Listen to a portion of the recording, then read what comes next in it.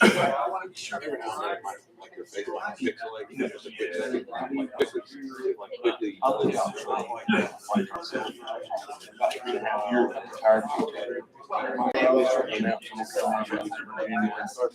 His family goes to Grayson, always Oh, hey. I didn't realize you were here. Oh, yeah. Because I just sent you a message. I thought maybe you had a question.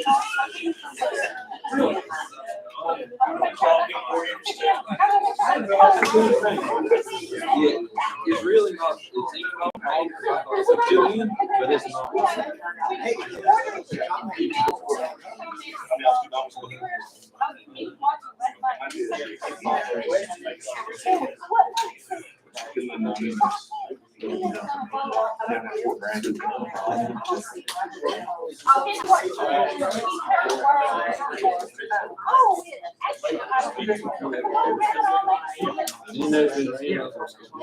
checking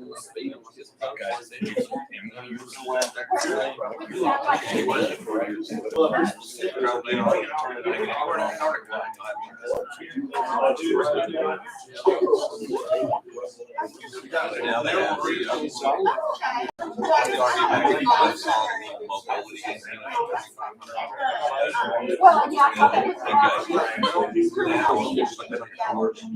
operations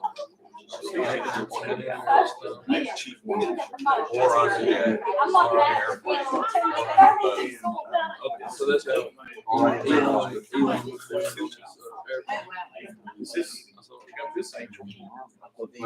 Yes. slur with mountain slur. How you How are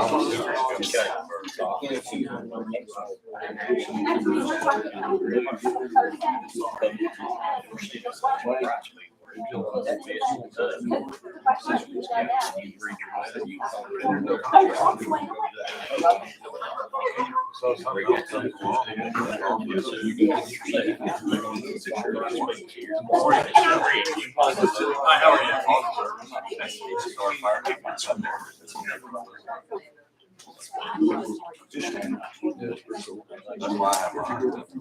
Okay.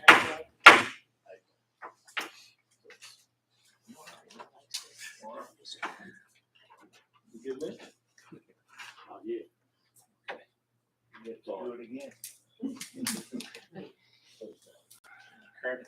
Now you all right, we have 6 o'clock. At this time, I'd like to call the December regular monthly meeting to order. And at this point, would ask Mr. Smith if you would lead us in the invocation.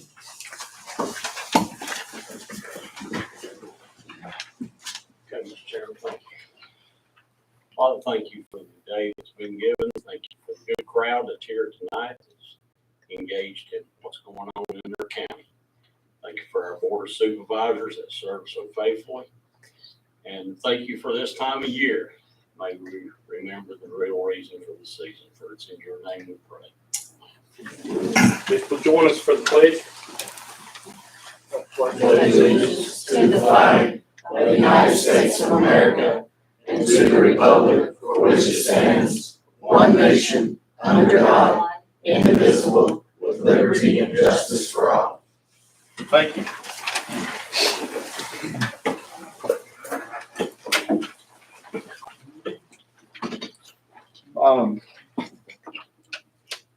We can remind everyone of the decorum, and be the same decorum that would be in any court or legal proceeding in the state of Virginia. I ask each one to be respectful, because there's several here that are going to be speaking tonight. At this point, would have one amendment to the agenda. Will be Mr. Rick Shulman, who is the Virginia Director of Governmental Affairs with Brightspeed, who will be speaking rather than Mr. Stephen Brewer.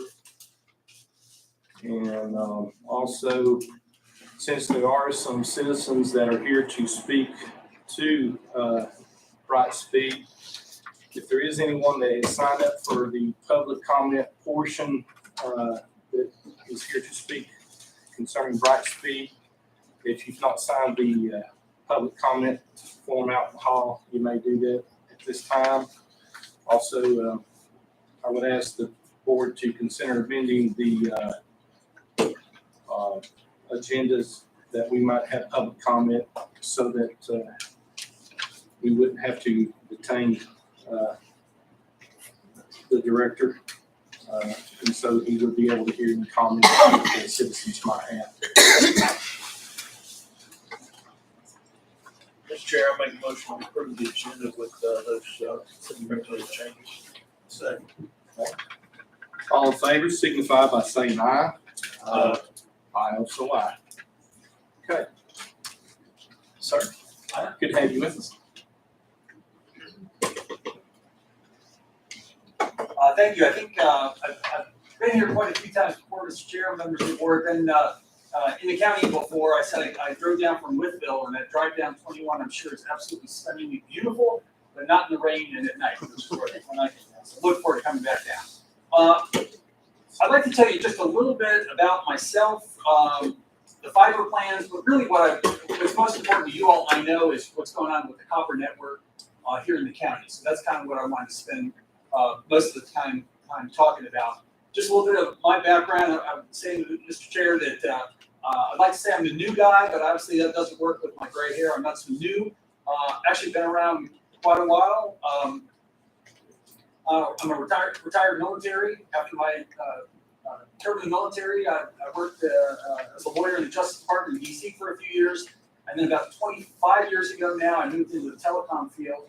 About 20 years ago, moved to Richmond and started doing mostly lobbying at the General Assembly. I've been doing that for a lot of years. And so I've been in the telecom industry for a long time. I actually remember being out here in the county back when we were putting, back when it was in Bark, and I think we were putting in DSL lines. And I remember lots of people saying to me, if you could just get me off dial-up and get me to 1.5, I'll never bother you again. Because that's a long, long time ago now. So as we're moving to fiber. So I had 15 years with Sprint, then Embark, then CenturyLink, and left, retired in 2020. Be quite frank with you, I don't mind saying this publicly. By 2020, I'd had about enough, and I wasn't happy with the way things were going with the company, and I decided it was time for me to retire, and I left. Probably about 6-8 months ago, I got a call from the folks at Brightspeed and said, they were going to do something different. And I said, tell me what you're talking about, something different. So, well, this isn't just a rebranding like was done with the Embark or the other transactions that happened in the past. It's a new company that came in and bought 20 states, mostly rural properties, from what's now Lumen, bought those 20 states. And their idea is to actually put money, put people into the states, and get the systems up to where they should be. Longer term, probably 5 years from now, they'll maybe try and do an IPO with the company. They'll try and do something else. But for now, the company is not, does not have to report back to Wall Street every month on what our numbers are. It's basically privately owned. So the company is able to do things that I don't think a publicly traded company like Lumen was able to do.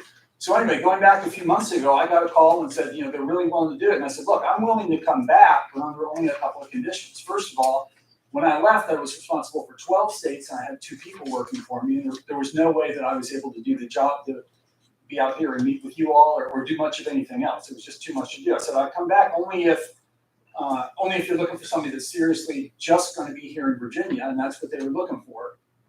Somebody that had been around, knew the areas, had done a lot of work in the areas for a lot of years. And so that's kind of what attracted me, was giving one state and with a commitment that things were going to get better here. It's only been October 3rd is when the transaction happened. So it's only been a couple of months now. I came on board on the 10th. I've seen some things I'll talk about in just a minute that I think show the trend is getting better. I know it's going to take some time to turn the ship around. You all know, and I know from having spent a lot of years there, we've got a lot of years of poor service that we've got to make up for. And that's the only way we're going to do that is by showing what we're able to do. I mean, I can get up here and talk to you, but it's going to be the numbers. And at the end of the day, it's going to be how many complaints you're getting from your constituents as to problems that they're having and things that they see that we're getting done. And that's really where the rubber's going to meet the road is over the next few months as you see what's been happening. Talking on the first thing is, what have we done to make things better? Well, the first thing they did when we came aboard was they increased the number of customer service reps by 35%, and they started answering the telephones again. I mean, there was a time when I think if you called in, you could be on the phone for hours waiting to get to somebody. And by adding that 35%, I think they've done a good job so far. We know we need to bring on more people. We're bringing on a large number of techs. I think if you talk to folks that are out in the field, they like the techs. Once they get a tech at their house, the techs know what's going on and they know how to fix things. They also know where the weak spots are in the network. And so the other thing that we're doing is something that I always thought would just made great sense. Go to the people that know the network, the techs, and say, hey, where are the areas where we've got problems? I know that Steve Brewer, who used to work for me, now I work for him. He's got multiple states, way too much work to do, and that's why he was glad to have me, somebody from Virginia back here doing this. But I think when he was here last, I was on the phone with him yesterday, he was telling me that they had a problem up in Comer's Rock with some of the lines that were up there, and they did some work up there, put some new copper up there to get things better. So I'm hoping that you're hearing fewer things coming out of there. I think I've heard from some folks that there's some issues out in the western part of the county still, of Mount Rogers area. So we need to be looking at those areas as well to see what things need to get done out there. So I'm going to spend just a minute talking about copper, or talking about fiber, but I don't want to spend too much of your time there and then move on to copper quickly.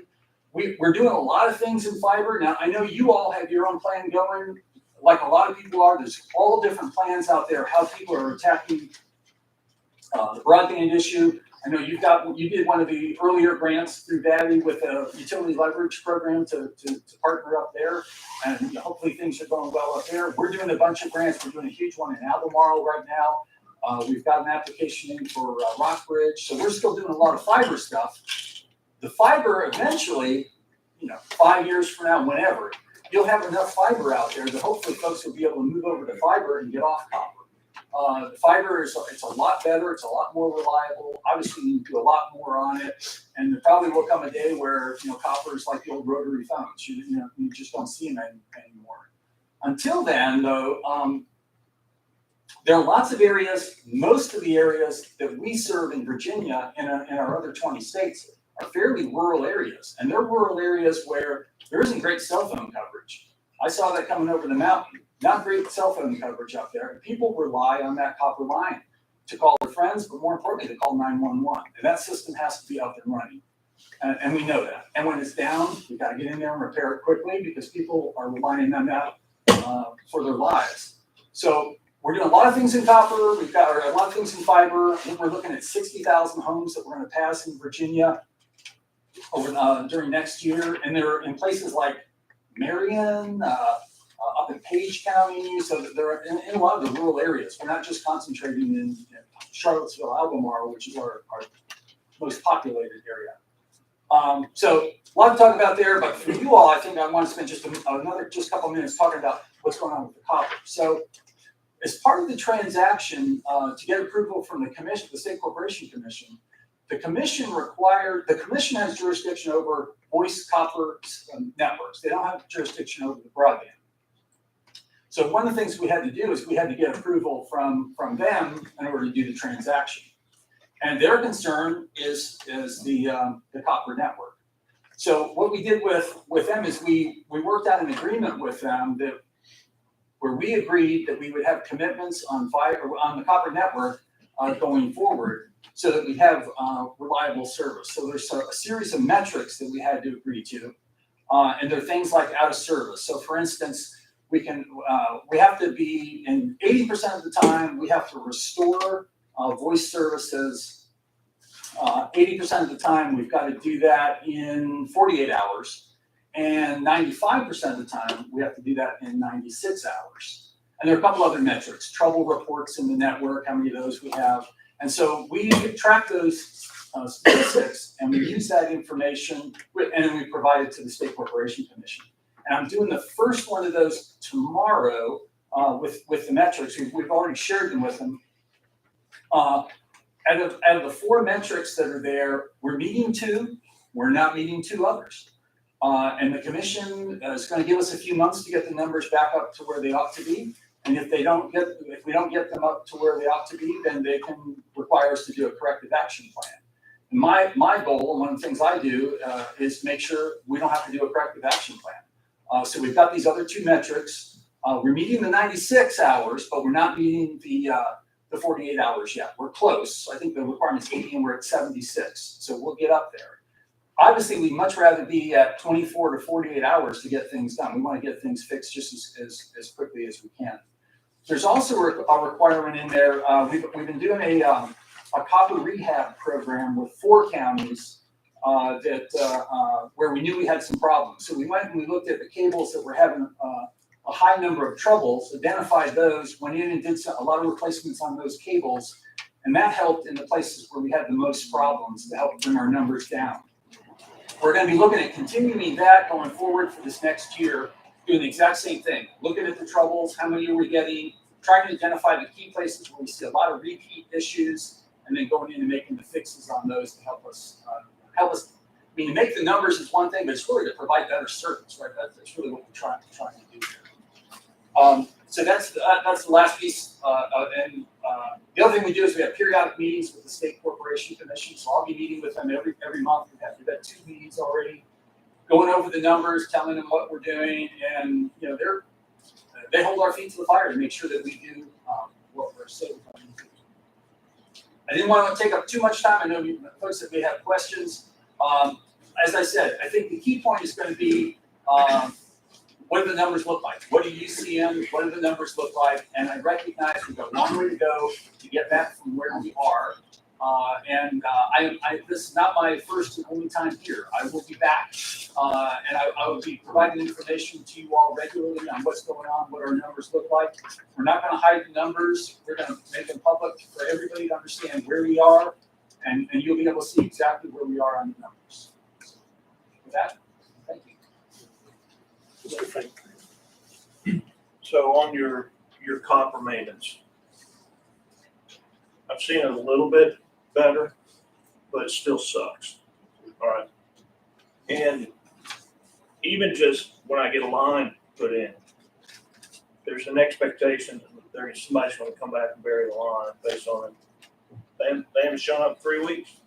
Cows and sheep are tripping over, and it just, so we definitely are not there yet. Yeah, no, I agree. Yeah.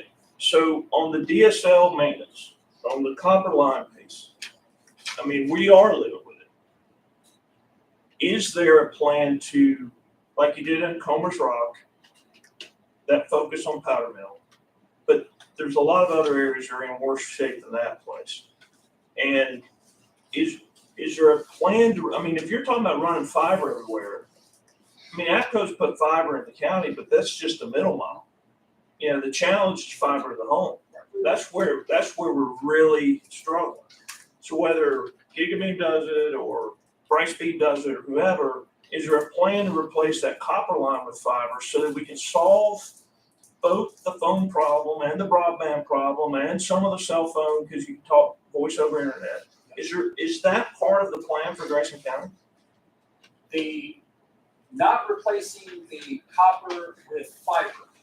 I would love to talk with you all about how we could partner to do that, but I don't know the extent of your VADI project to know. I mean, my understanding was you all had at least plans for pretty much coverage of the county. We have a plan for universal coverage, but VADI only covers really the north central part of the county and the western, a little bit to the northwest, a little bit to the northeast. That's just VADI. There's still a whole lot of other county, And the way the maps have been done, as you know, by the census zones, it's bogus.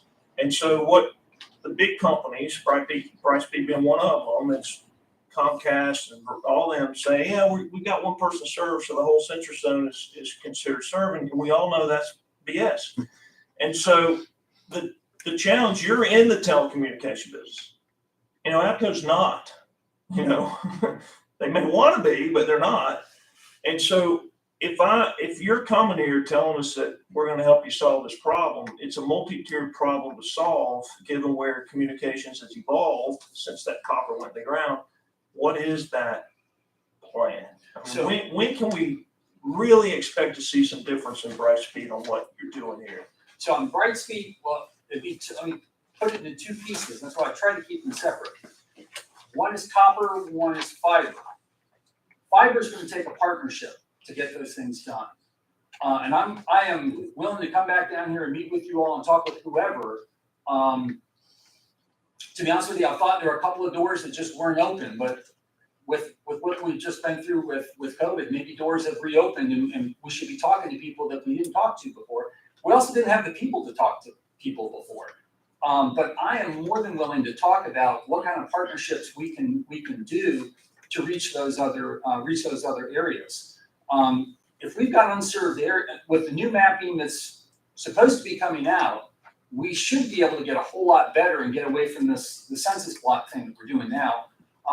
We just gave our updated information last week to DHCD on what we're doing on where we're serving.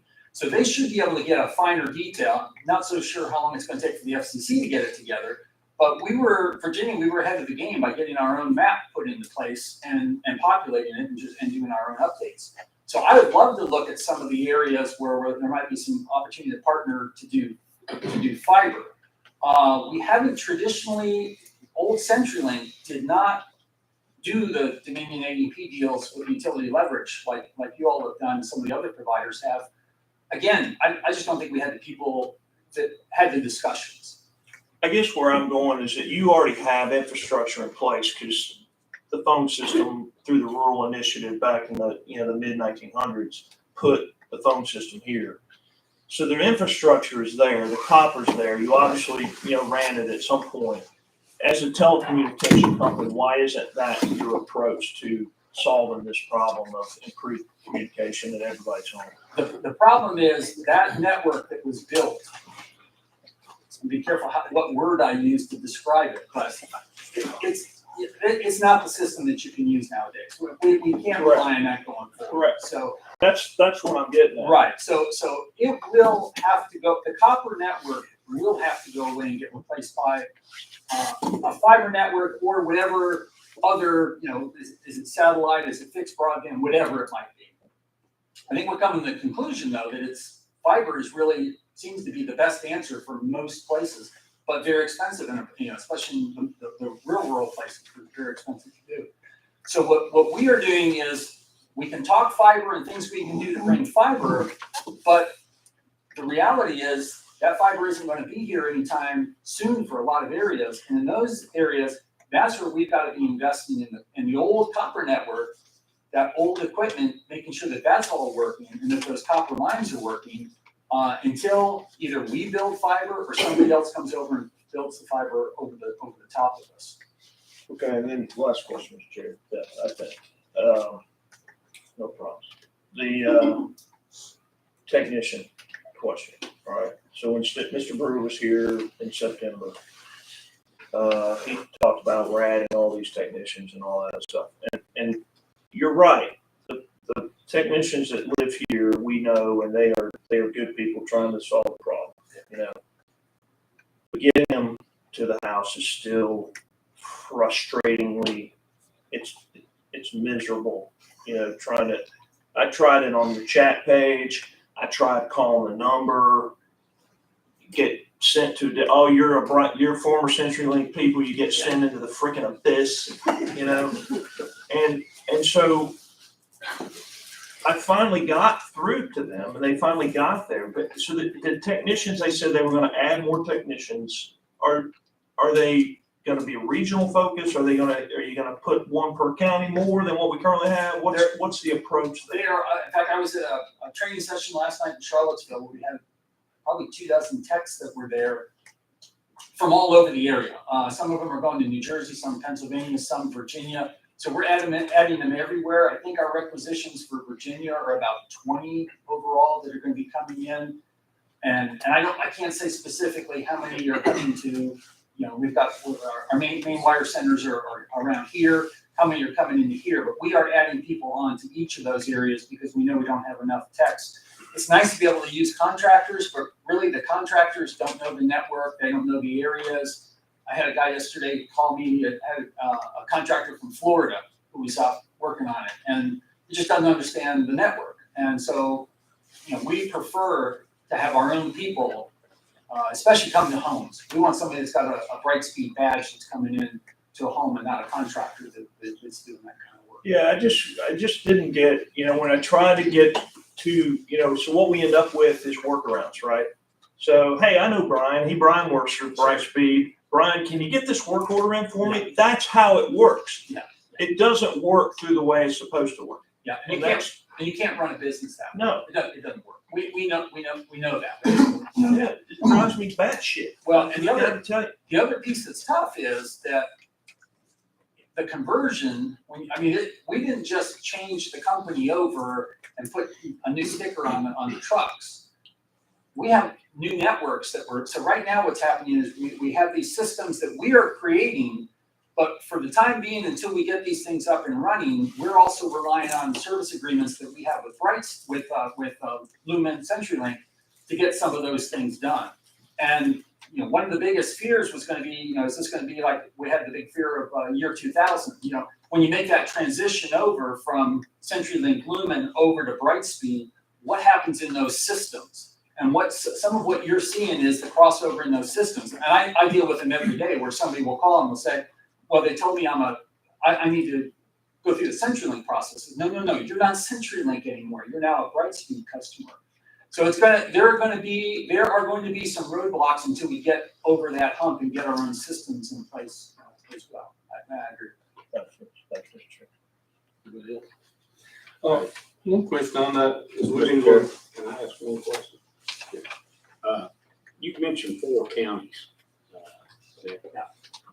So somebody, the greasy wheel got the squeaky wheel got the grease. And so could we be one added to those 4 counties? Because we definitely have weak spots from east to west. Fairview, Elk Creek, you name it. In the county, we have weak spots. And what I've suggested is, and this is the reason you asked me, do I want to zoom in or I said, no, I'm coming here. I want to be in person. I'm going around to each of the counties and I'm giving this message loud and clear.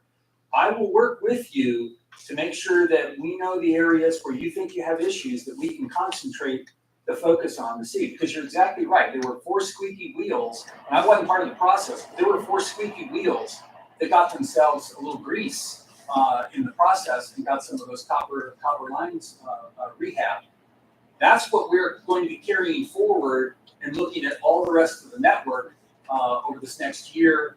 And really, there's no deadline for it. I think we got to keep doing these reports on copper rehab for about 4 or 5 years is what the plan is. So we just need to work together to say, but really the techs know exactly where the areas are that need the improvements. We was talking about broadband, and we've been going through this broadband process.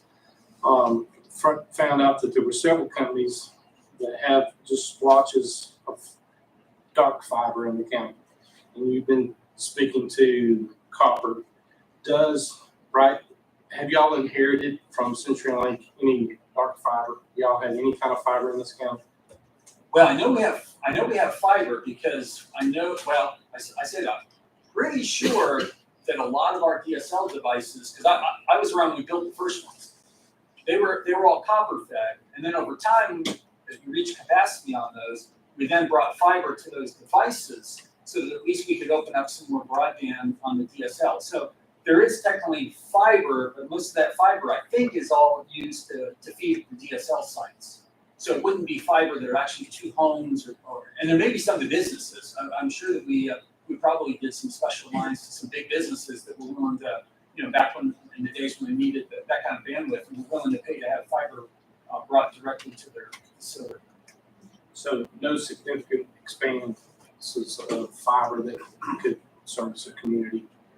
Oh, no, yeah, that I'm fairly sure that we don't have any just dark fiber sitting around that we're not using. I'm pretty confident I can say that. Okay. I spent my whole life in the fire company, Okay. and the technicians and line crews, hard workers. The vehicles is all pieces. The line crew wound up being gone away, and it's contractors, and they work from Bristol to Canton.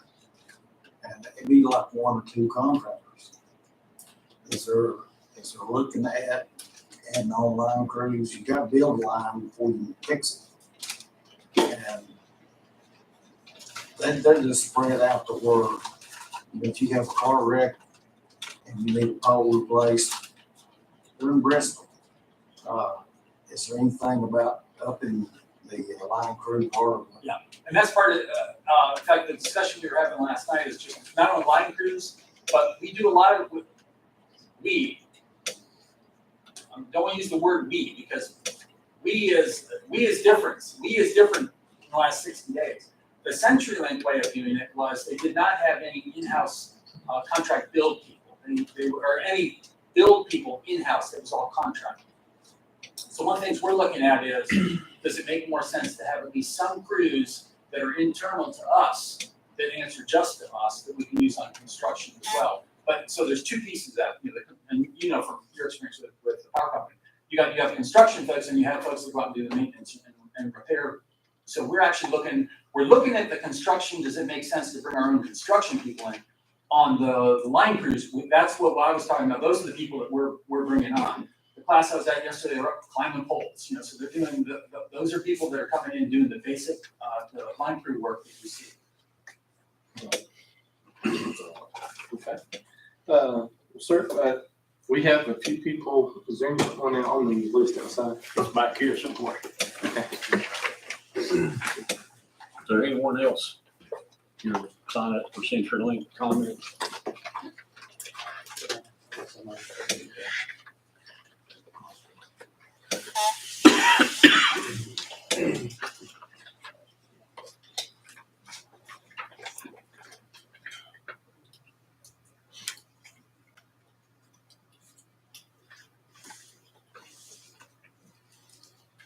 Bright speed, I should say. Is that it?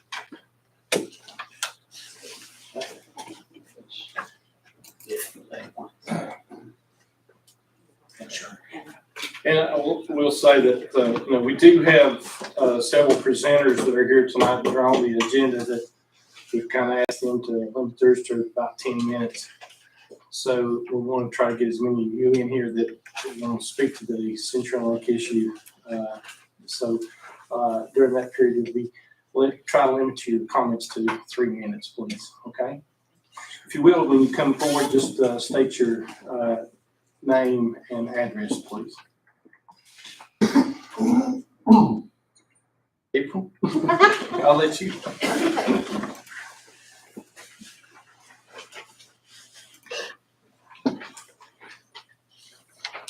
Hello, my name is April Aquaviva, and I do live at 240 Crown Ridge Road, which is located in the Fairview area of Grayson County.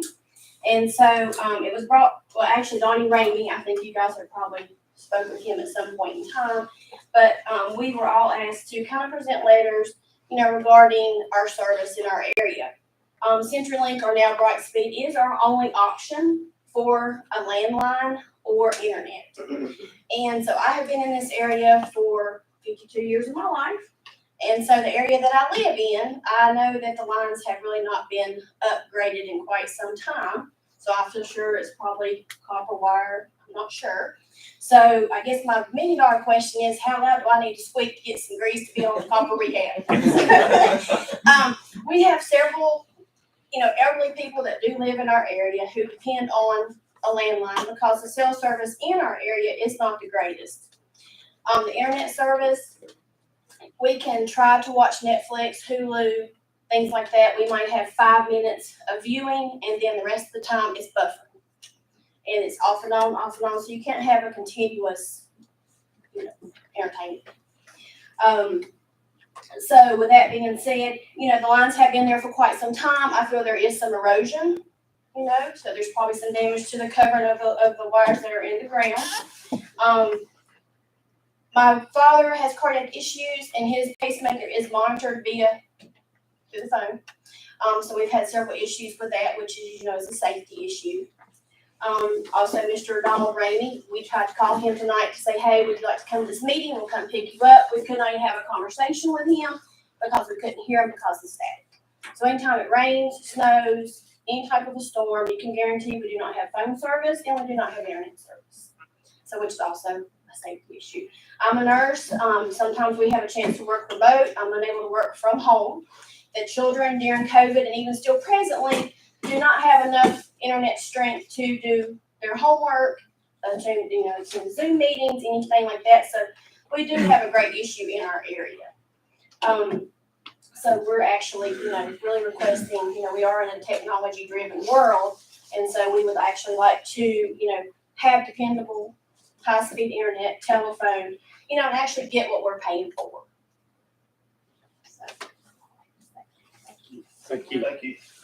Can I ask what area that is? I didn't catch the area. it is, Grayson County, the Fairview area, and it's a Snow Hill. What's my dog? Thank you. Thank you. Thanks.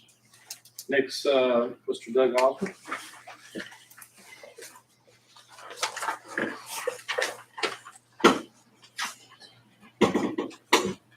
Hello, my name is Doug Osborne, and I also reside on Tamarind Road. And, with phone and internet, it's very undesirable at this time. The issues equate to numerous issues with our private and professional lives. I'm unable to work from home as my job sometimes requires. And also a pleasant family time such as watching a movie is almost impossible. Due to the inconsistent internet service due to the old and obsolete cables in the area. The speeds of the internet are not as advertised, nor are they sufficient for the modern world that we live in today. The only provider for this service is Brightspeed in that area, or CenturyLink, and the community is looking to y'all to resolve these issues. Thank you. Thanks. Jordan Stidham. My name is Jordan Stidham. I live on Windytown Road, please. Mine's more of just something that came to mind sitting here as a way to possibly help. You were talking about fiber optic and how do you merge the two, take Grayson County to fiber optics. So the company I work for, we're a part of a group called FAHE, F-A-H-E. It's a regional conglomerate group. And they don't do any one thing in particular. They don't do fiber optic. They don't do housing. What they do is they bring together groups. Like Bristol is in it. Hope is in it. There's a lot of localities, nonprofits. They bring together the groups that have a small voice, and they give us one large voice. We just had our caucus meeting about a month ago. And what we do is we bring everybody together and we say, hey, what are our needs? And we identify those or prioritize them. And then when we write grants from 75 organizations. So instead of going to the federal government or the state government saying, hey, Grayson County needs fiber optic, FAHE would go and say, hey, Grayson County, Carroll County, Galax, Smithville, we're all coming to you at once saying, give us fiber. It's a nonprofit organization who brings together people of small rural areas to fight for the resources. And Grayson County should consider going and approaching FAHE because at our caucus meeting, the director, her name is Wanda, they were identifying what are some of the biggest things of this region. And they span Virginia, Kentucky, Tennessee, and West Virginia, so they're big. And one of the priorities that they've identified, like everyone is aware, is internet access. And at the meeting, she said to the caucus that was there, we really want to take up fiber optic access to the region. If you all can identify anyone who is fighting for that, put it in touch with us. So they're trying to take up fiber optic as one of our next big ticket items to look for grants, funding, anything, policy, bringing our voices together to fight for that. So I would suggest Foggy and Fonda.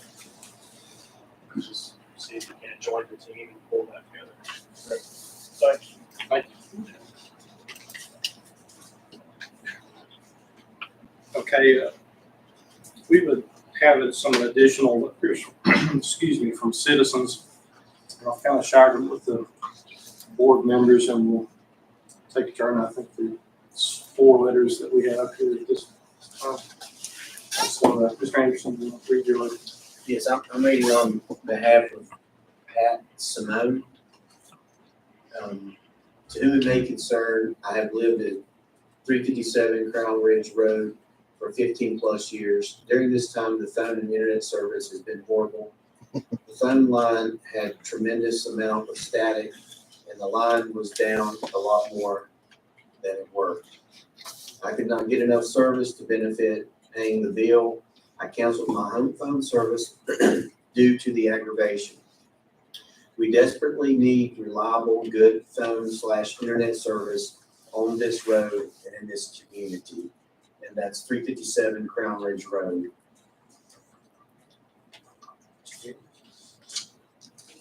This letter was submitted by Edward Hatfield, 429 Crown Ridge Road, Galax, Virginia, 24333, to Brightspeed, to whom it may concern. We have lived on Crown Ridge Road since 1990, and the telephone service has been a long-standing issue. When it rains, storms, or snow, the phones have static and you cannot hear, or they just don't work with no dial tone. Cell service in this area is minimal, so therefore it is very important that we have a reliable phone service for safety concerns.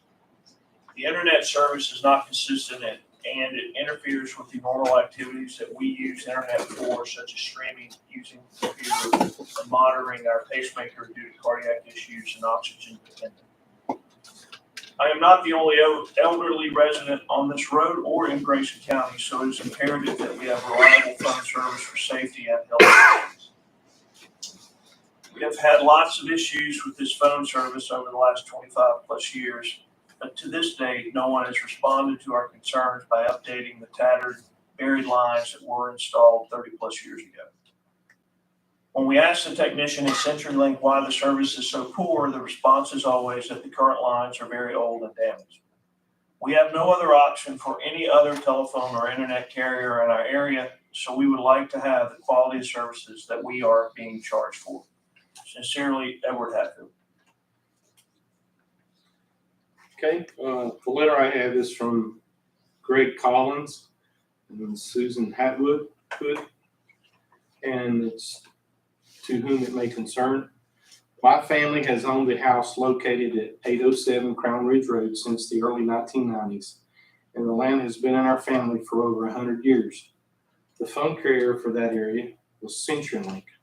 The phone service, or lack thereof, at this location has repeatedly been an issue.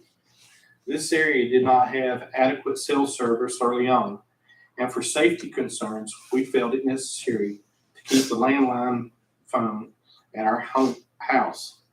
It seemed that every time we had a thunderstorm, rain, or snow event, our communications via the landline was either disrupted or at best had a loud hum or static when trying to talk to someone. Technicians would respond, and the issues were temporarily corrected, at least until the next storm. Eventually, we felt that the cost of the landline service we received was not worth the money we were paying, and our landline service was canceled. We request that this area of Grayson County be considered for an upgrade to new fiber optics to bring high-speed internet and improved phone service. If these improvements are made, we would be very interested in reinstating the phone and or installing internet. Thank you for your consideration of this request. Okay, Mr. Ivey. Amy took hers back. The letter was dated December 5th, 2022, from Jared Melton. I live at 331 Crown Ridge Road. I have 3 school-age kids at home. There is no internet service with the phones we have.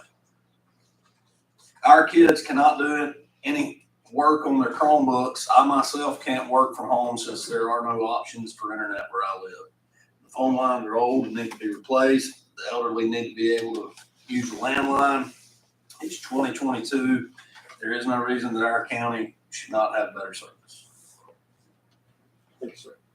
Okay, and Mr. Smith's going to provide a copy for you. Thanks, sir. Oh, you do have one? Okay. I got two.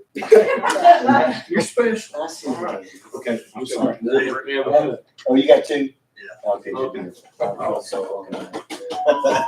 This is from Dwayne Bowers, to whom it may concern. This letter is to inform Brightspeed the internet service at my location, which is 2237 Fisher's Gap Road, Galax, Virginia 24333. The only speed that is available at the address is 1.5 Mbps. That in itself is ridiculous. I would like to get 1.5 just one time. I average 0.04 to 0.05 Mbps on download and usually can't even get anything to upload. Absolutely impossible stream or watch of any kind of video. If I need to upload any pictures at all, I have to go to my office, which has Xfinity. 10 pictures at my house takes 3 hours. 10 pictures at my office takes 1 minute. Texts have been to my house, I would say 20 plus times in the last 3 to 4 years. They say it is repaired, and before they get out of sight, it's not working again. It's always, you need a new modem, replace a modem, no difference, or the underground wires are bad, then replace them, or it seems to be working. Texts come out, tell me they can see I can get 3 Mbps to call and check on it. So I call and I'm told all you get is 1.5 Mbps. It seems no one knows just what speed I can get, or certainly can't fix what I'm getting. I would consider this internet service maybe a little better than the old dial-up we had years ago. Is there a solution to this problem, or has CenturyLink just been that far behind on internet technology all these years? I've never talked to one person that has anything positive to say about CenturyLink/Brightspeed. It seems it does not work well anywhere. With Starlink, expensive but works, starting to become available in this area, I would think Brightspeed would look carefully at better serving the customers they have now. I don't mind paying for a service, but I'm getting very tired of paying for a service that I'm not getting. Sincerely, Dwayne Bowers. Tom and Sherry Toll. We have lived on Crown Ridge Road since August of 2018. We're retired, so dependable phone and internet are vital to keep us connected with family, friends, and services. We have a landline and internet provided by CenturyLink, now Brightspeed. From the very beginning, our phone line has been so noisy with static that we can barely hear the caller. Some days are better than others. Weather seems to play a big factor. Our internet is slow and drops connection dozens of times a day. It is not my router. It is the internet coming into our home. Phone company techs have verified it. Streaming is difficult and frustrating. The connection drops. Buffering is endless. For every 5 minutes to reconnect and 5 minutes of buffering, we may get to watch 5 minutes of uninterrupted streaming. Filing online forms and bill paying is difficult. In the middle of a transaction, the internet goes out and you don't know if it went through or not. A form may be half filled out. When we lose connection, we often have to start over. Zoom meetings, online classes are impossible. We realize that Grayson is working to provide broadband to every corner of the county, although it appears that when Crown Ridge Road is eventually connected to the fiber optic network, our house may be the only one out of range. Therefore, improved Brightspeed service would be much appreciated. Sherry and Tom.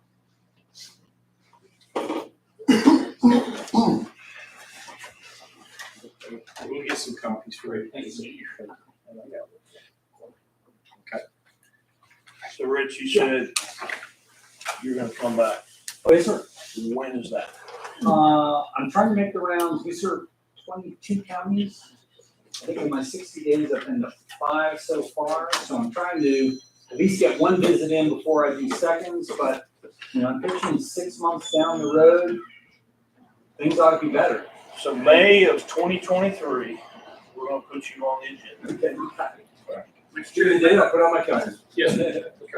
The metrics that you're held to accountability from the SCC, is that public information? Can we get a copy of that every month? I'm gonna send it to Mitch, tomorrow when we file what we're filing tomorrow. And is it county specific as well? No, this is statewide averages. Statewide averages, so you can't get a Grayson County specific.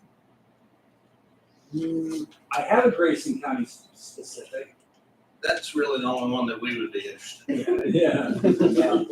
I can, it's not a public, those county numbers aren't public numbers in that I won't put them on a piece of paper and share them with the public, but I can certainly talk about them to people. And I can tell you that I looked at those numbers before I came here, and Grayson is about where every other county is. Albemarle is far worse than any of the other counties we're serving. But Albemarle is, you all are right about where everybody else is on all of those counties. Is Albemarle getting greased? Well, Albemarle was one of the 4 that had some of the copper rehab done on them, but Albemarle was so bad, there was no way that anyone could ignore what was going on there. And that's why we devoted a lot of resources. And as you know, I mean, when I'm not talking Charlottesville, I'm really talking Albemarle, which is, you go to Scottsdale or Ruckersville, those are very rural places as well. Thanks for coming. Thank you. Thanks. Your papers are right there. Sorry about that. Okay.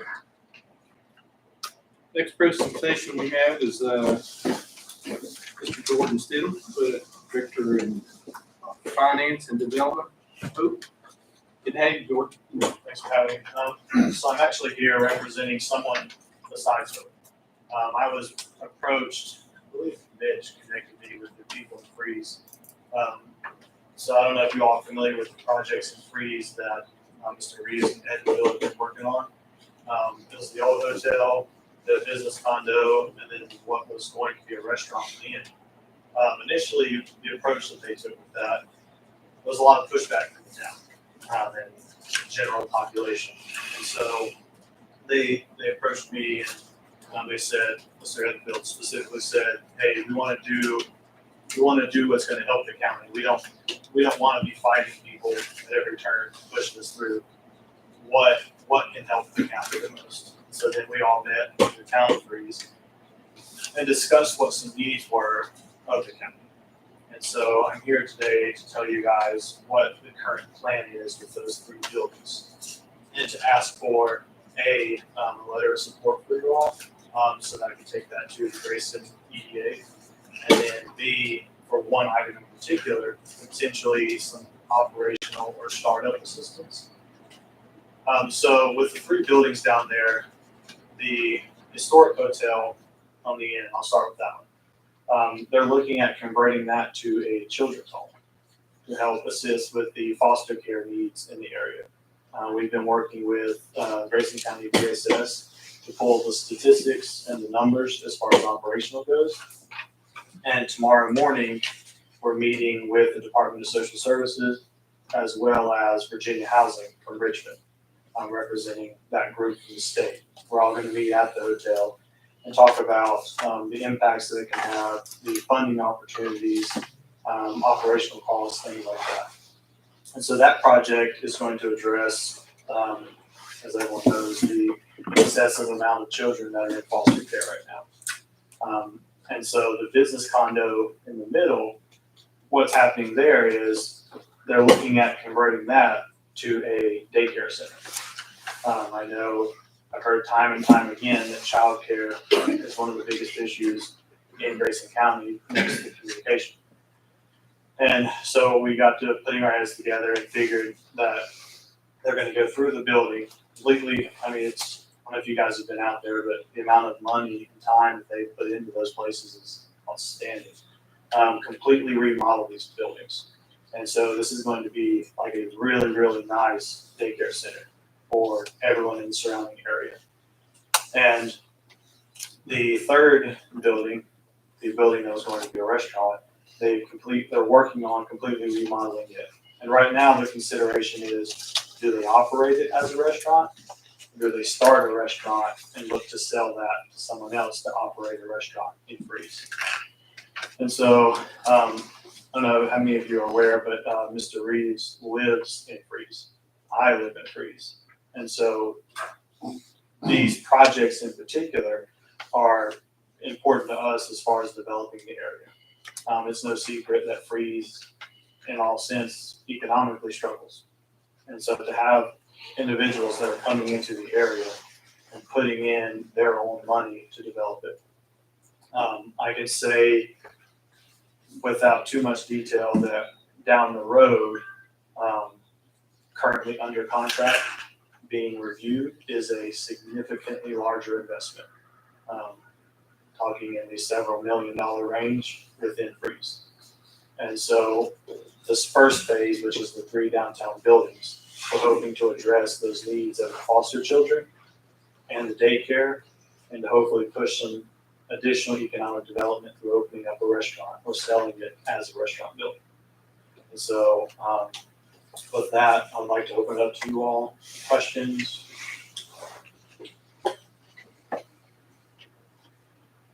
So you have not talked to the EDA yet? No, so I was scheduled to talk to the EDA first and then you all.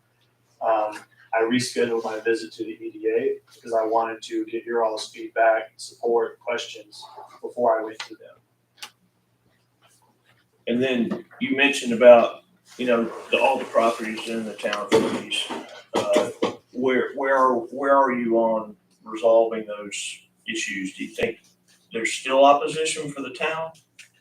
No, so the opposition was on the old hotel. Yeah. The very initial idea was to have what got categorized as a rehab center. Okay. It was not going to be rehab. It was more of a after rehab. Got it. And there was a lot of pushback on that. Right. So they came to me and said, hey, we don't want to fight it. What needs to go here? And so now they've gone completely away from that and they're wanting to open up a children's home for foster care. And so the town of Freeze, you feel is a willing partner in this? Yeah, I don't think there'll be any issue with the town of Freeze.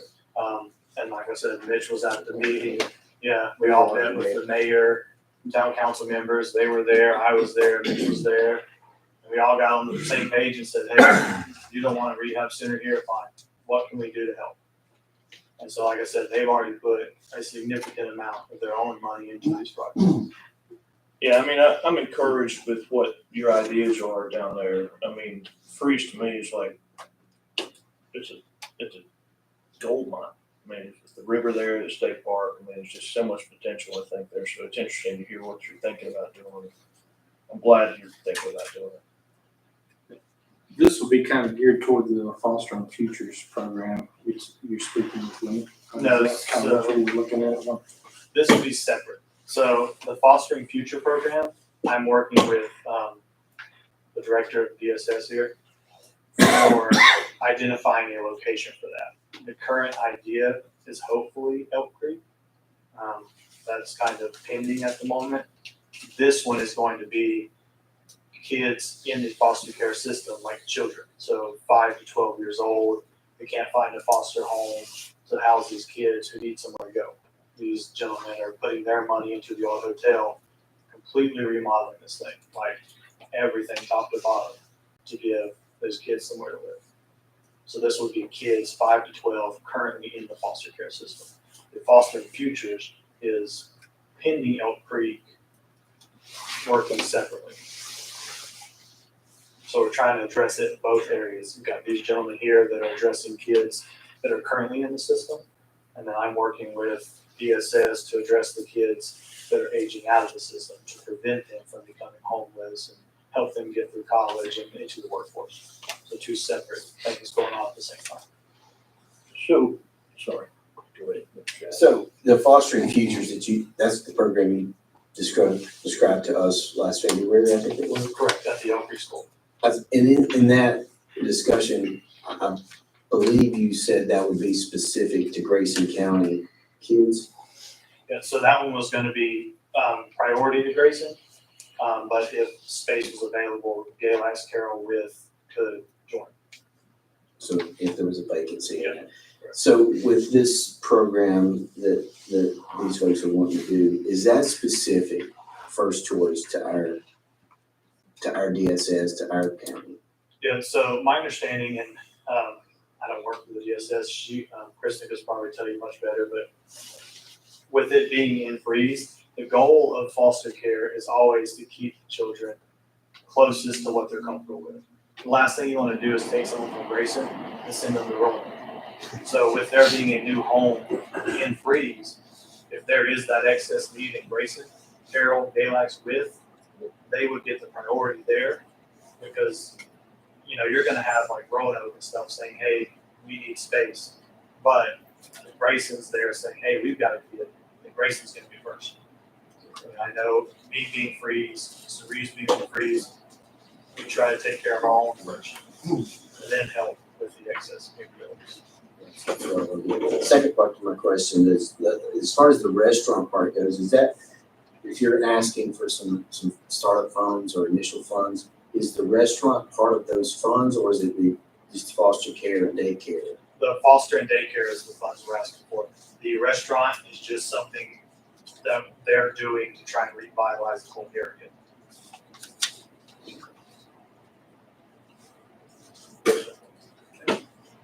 So the ask, if I read the materials right, you're asking the EDA for 30K, right? Yeah, that would be our ask to the EDA.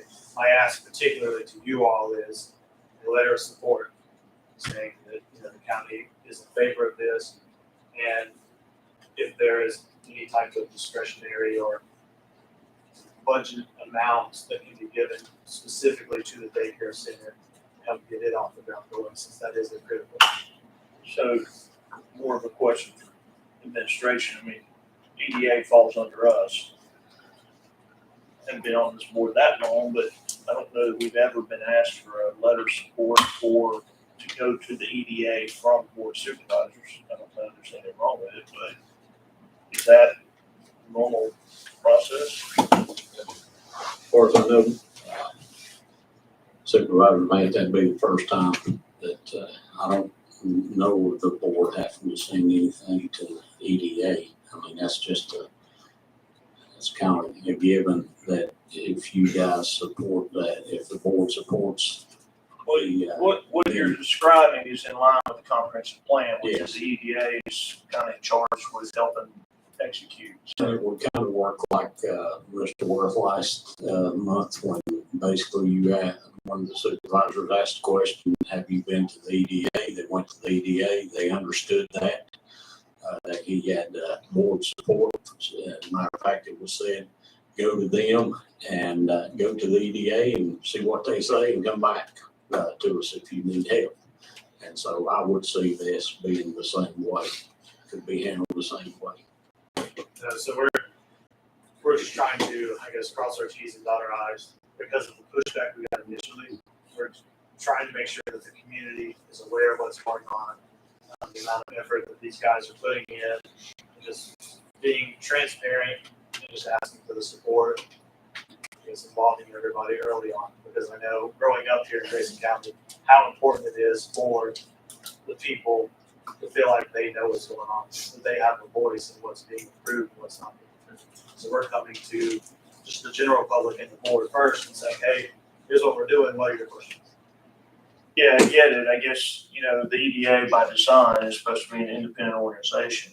And what you're asking for, my take, is undue influence. You're basically asking us to tell the EDA, hey, you ought to approve this project. And that, to me, circumvents the process and therefore undermines their independent ability. That's just my take. So we're still going to the EDA separately. Yeah, I know, but you walking in saying, hey, the board of supervisors are really behind this project, and we appoint those members. I mean, that's where I'm kind of struggling with the way this is being brought. It doesn't have anything to do with the project. It's about the process that's been established, and it just gives me the appearance of kind of circumventing that process. And it's happened in other incidents not related to the EDA per se, but just circumvent the process for time, and the process works if we use it right. So I think the best approach, Supervisor Fant, would be just to put it on the EDA agenda and let Jordan come to them and do his. That's just my take. Yeah. I have a little bit of a different take, Mr. Chair. Of course, you can imagine that. I appreciate the fact that you came here and asked us with the level of pushback these guys got. I know a little bit about what they were wanting to do, and there was a lot of misconception on the plan that they originally had. I work in that field, so I knew a little bit about what they were wanting to do, which appeared to me to be a good idea, but on the surface, it was educating the community, and that's probably where that failed, that initial plan. So coming here, presenting this to us, and I guess is wanting a consensus or, a blessing or whatever it may be, I think is a good thing. Which raises another question, I guess, for me that maybe Mitch could answer is, so the EDA is funded in part by our budget, which is local tax dollars. What other funding, grants, or what else do we budget? Well, the EDA in the past has given out loans. We have a couple that is still being paid back to the EDA and with interest. And so that's how they get money back into their funds too, is through giving loans out to businesses. Right, so they generate revenue based on giving out loans or rent, whatever. But they also, I guess, get, is it 1% of our budget 1% dedicated to And EDA? that's just recently happened, basically, under Mr. Shepley's administration. He talked to the board and said, let's set up that we do. They need money to be able to operate. For a long time, the EDA was kind of like dormant, and so we wanted to get them revived and doing things in our community. And this EDA, I would like to brag on them. I think they're doing a good job. They're very active. They're proactive in our community and asking about things and getting involved and all, more so than I've ever seen since I've been here. And so that's how that 1% came about too. That and the loan repayments and all is how they get their money to be able to operate, to do grants, loans, whatever, to the people like Mr. Stedman comes to them. Right. And I would say they did their due diligence, as Mr. Worth could speak for, when he went before them. They do a good job of asking questions and spending taxpayer money. That's kind of along the lines I was thinking, because Mr. Worth came here before he went there. We deferred him there, so I don't know that we aided and abetted in his circumventing the EDA, but it was a similar type process. So I like the fact that he came and explained, and so sometimes I guess we could divert, if people have recommendations, we typically may divert them to the EDA, but you kind of came with a different approach, not necessarily right or wrong, but I appreciate the approach and I support it. So I don't know if that's gonna kill it or not, but I think it's a good idea. I got no issue with what you're at, it's just the process. I serve on the CPMT board, which we allocate funding for foster care expenses. And there is a need for the residential facilities. A lot of time that children are victim of circumstances in their homes for whatever reason they're removed. And I'd have a lot of questions I'd want to be answering, and since this is my district, I have been in a lot of conversations, not particularly just this one, but maybe something on the configuration of the building, what the plans, what's the number of So idea numbers. in that handout I sent, the executive summary that I gave, there's actually a floor plan in there of every level of the children's home. Is that in, I tried, did you do it on the, is digital? I emailed it. Yeah, I tried. It's on this, I don't know if you got it. I didn't, yeah, I tried to download that at my house, so then I.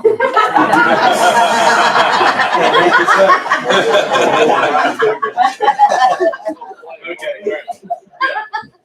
So, but I was, So if you look on the TV here, yeah. keep scrolling down, there's floor plans. There's your main floor, then you got the second and the third floor. So the number of residents or potential, foster children that you'd be able to. Yeah, so you're looking at, right now, I believe there's 13 rooms, each room having its own bathroom. They're currently going through the requirements for licensure. And the question right now that they're considering is, do they approach it from each kid getting their own private bedroom bathroom?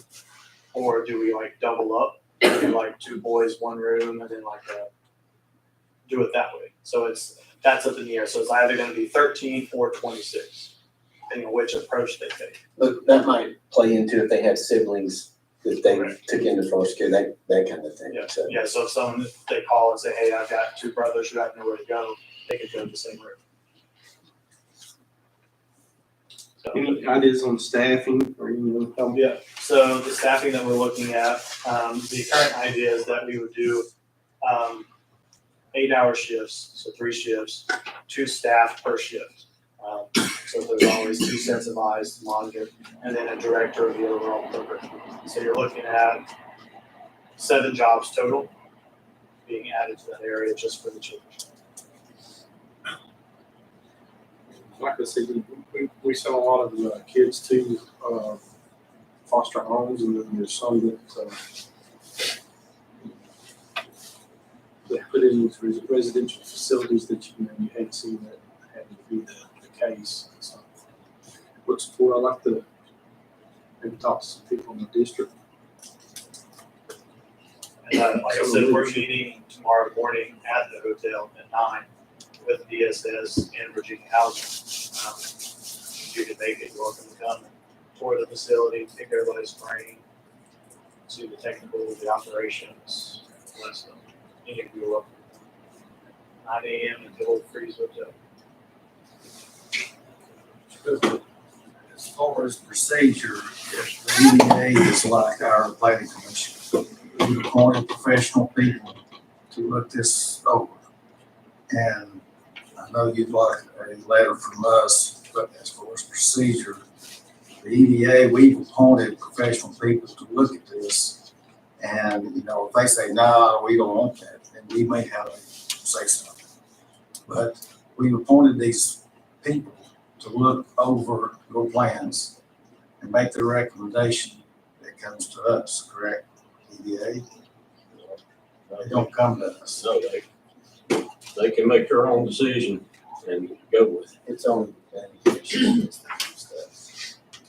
Now, to your point, if he went and they said no, if Jordan felt like at that time, I want to go back to the board of supervisors, see if I can get support for this, he could do that.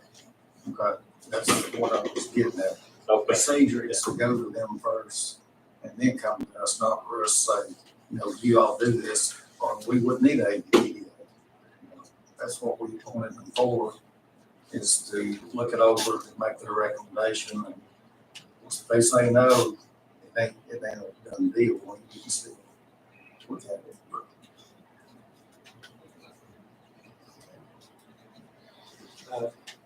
Ted, did y'all want to speak to them? We just appreciate the support and the consideration of it. We're just trying to do the right thing, like you said. I mean, we were doing an actual, you were correct. There was a lot of misconception of what the plan was. And we got brought into it before we ever started making any of the plans. So yes, we're on track. We went to the city. We heard at the town hall meeting the first time that their concerns with what we were doing, which was going to be a sober living facility, meaning somebody had been through a 30-day program, been through some extended care, been monitored through the whole system. If they were ready to be out, working their way back into society, that was kind of a stepping stone to get there. So we understood the town's misconception on one hand, but sure, could there be an incident there that the town was worried about? Sure, you can't prevent everything, but now we're on, we asked the town, what do you want us to do? So this was actually the town of Freeze's idea. They put up they set up a little committee of 3 to 5 people, and they looked at different things that we could do with both the condo and or the restaurant, and this was what was on one of their lists, and we said, sure, we'll dig into it. So Kim here and another girl that we have is working for writing up this whole thing to get it licensed and do it by the book, and have the people from the state come out and hopefully approve it and get us up and running. Is your background in kind of construction development sort of thing, and then somebody else is actually going to run the facility? Is that Kim? I think you mentioned her name. Is that how it works? Jim is actually a doctor, which is Dr. Chiropractic. We are actually getting licensed people that are in this industry. So you're just getting it ready to. We're just the investors. I got it. Basically, I've been in independence for the last 11 years, and this is something I want to do. My kids are all back here. I want to raise them in a good community like this, so wanted to give back. So yeah. Thank you. Thanks.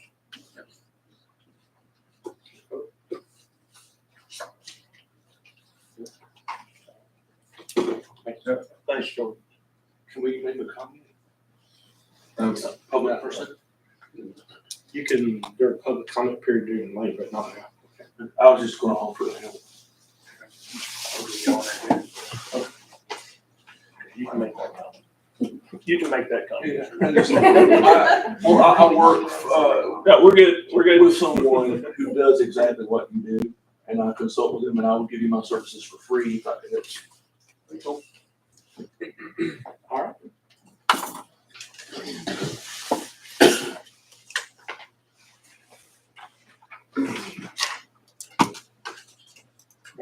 Next presenter is Megan Hellman, President of the Board of Directors, Twain County Free Clinic.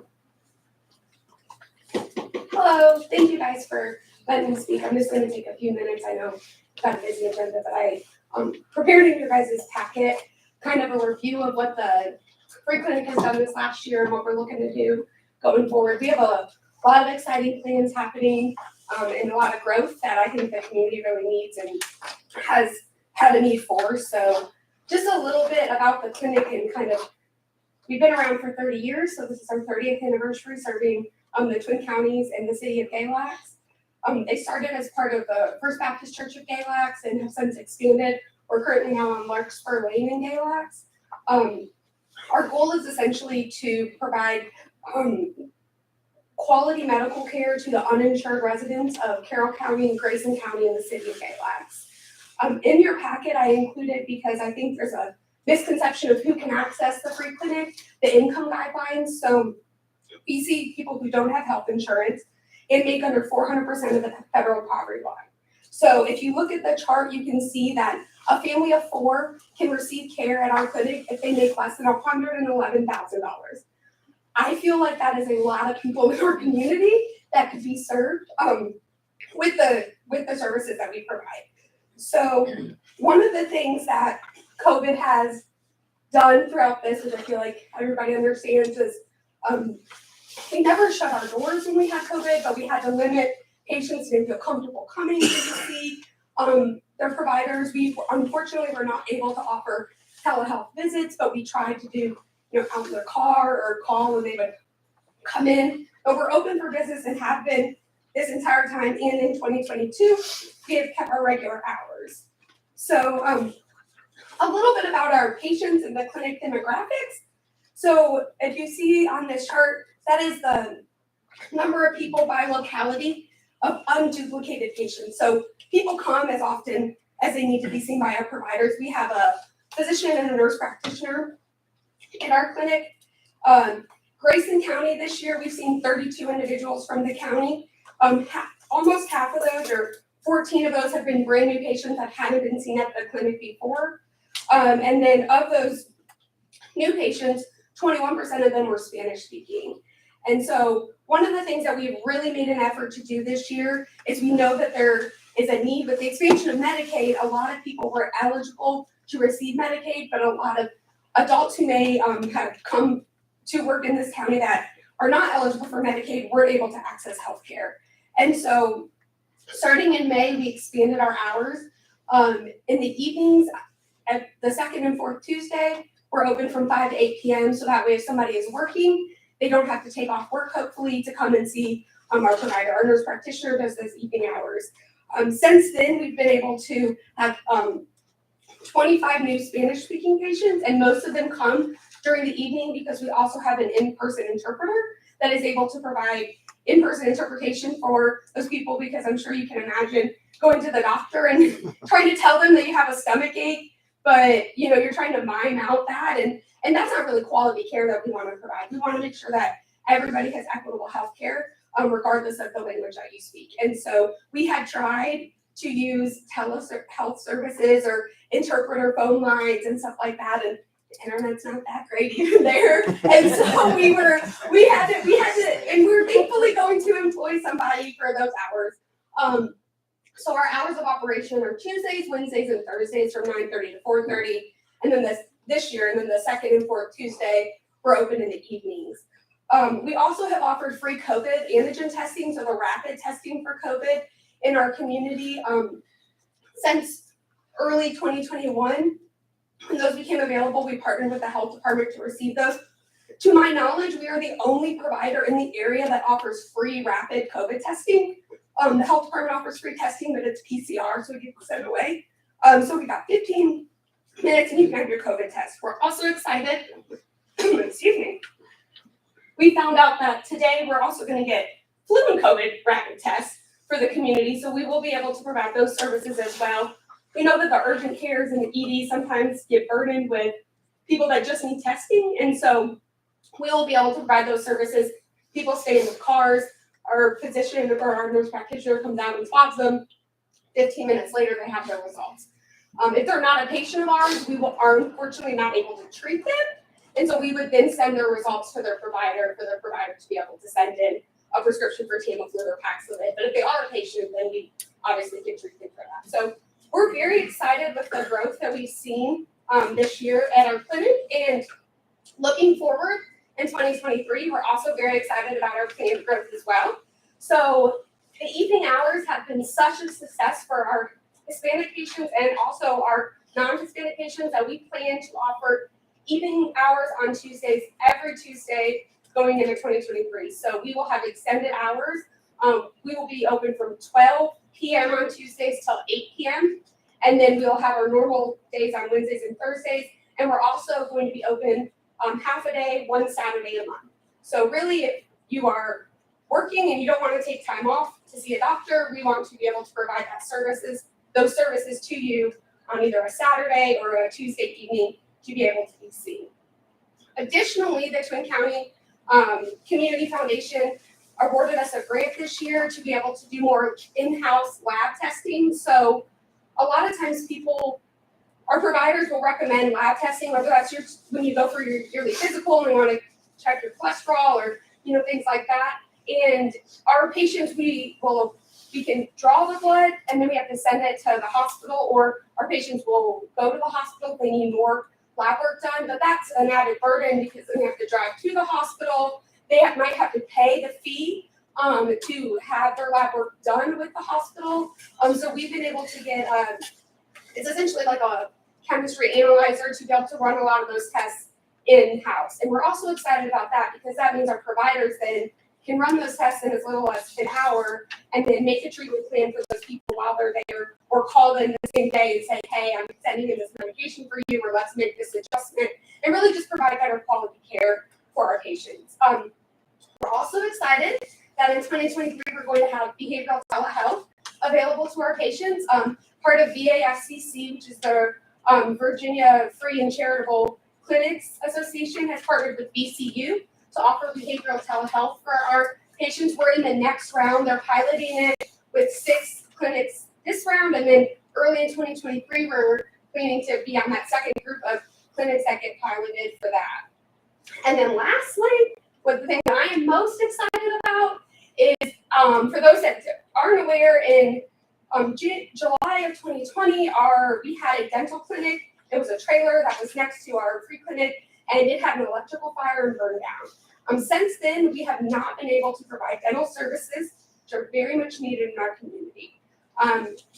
Through a lot of serendipitous or God, we've been able to arrange to have a trailer that is no longer being needed at another free clinic in Bogota, brought down here. It has 2 chairs. It is honestly much nicer than the trailer we had before and the clinic we had before, for free.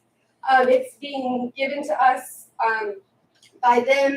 And then we also are working with the health department to get a grant, and we are very hopeful that we will have our dental services reopened for the community by the second quarter of 2023. And we, at the time of the fire, we had over 100 people on our wait list to be seen, and that was only for extractions. But this service, we're excited because we're planning to provide cleanings. We're gonna hopefully partner with a local community college that has a dental hygienist program to see about getting them in. We're going to do fluoride, like varnishes. We also were able at the very end, before our trailer burned down, to provide, don't know the exact term, but essentially like dentures, but they're way cheaper than it costs to get dentures for our people. And then we also will have an x-ray machine to be able to provide x-rays as well. So we know that preventive oral health is very important for a lot of other chronic diseases, and so we're really trying to make that effort with this clinic. I provided some more numbers and stuff in here about what the hospital has seen since our trailer burned down in terms of like dental services and stuff like that they've had patients to see. Previously our dental clinic was only open 1 day a month, but we are hopeful and we are actively working to have it open 1 day a week. So our plan is to try to get as many dentists to volunteer as we can, so that way their time commitment may only be 1 day a month, but the community can receive services once a week. And so I would say, if you know any dentists that are interested and would be willing to donate a day of their month, we would greatly appreciate it. We currently have Dr. O'Connor, Susan O'Connor in Galax, that is our dentist. We're looking at some other people that I've talked about recently retiring. If you know somebody, it's super easy. If they're a licensed dentist and they're retiring, the state code actually allows for them to work at a free clinic or a public health dental clinic for like no money, like $25, like fee or application. And so to sum it up, I'd just like to say that we're incredibly grateful for the funding that the county has provided for us. Sustained funding for many years, and we understand that, during the current inflationary environment, many households struggle to make ends meet, and healthcare may be something that a lot of people choose to forego, especially those who maybe run their own farm or own their own business, that they may choose to go without healthcare in order to put food on their table. And so we would like to provide that quality healthcare for them at an affordable cost. It's $25 a year for individuals to be seen at our clinic if they meet that threshold. It's $35 their first visit for paperwork, but that's it. So the main sources of our funding are the Twin County Community Foundation, the VAFCC, local government, and then local business leaders, churches, and civic organizations. So we don't want to raise our costs for our patients to keep their doors open, but we want to be able to provide a comprehensive healthcare to residents in this community. So I think that's all I have. Mr. Frank has a question. So, good rundown. Thanks for that. Thanks for all you're doing. When you looked at 2023, though, what caught my eye was the number of folks from Grayson that are attending. 2022, the currently one. Correct. Yeah.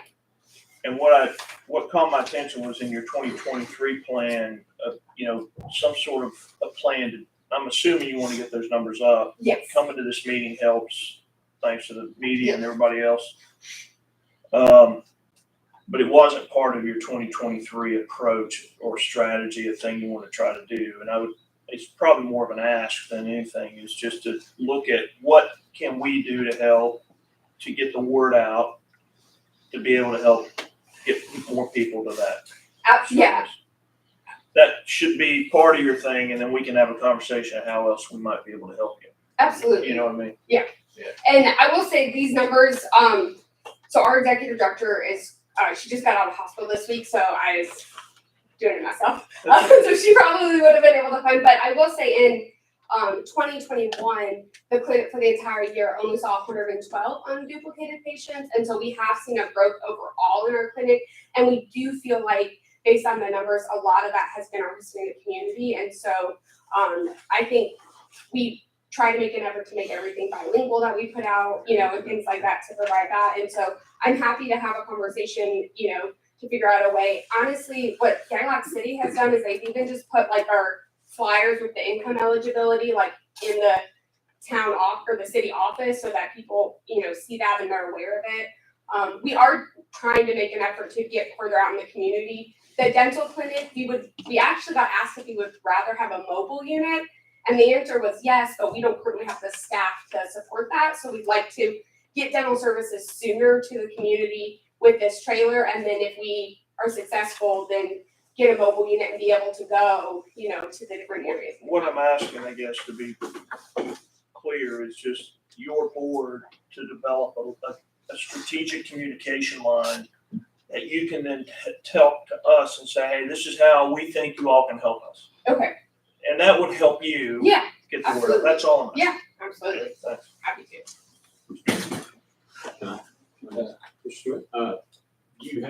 You talked about the brochures that KLAX puts in.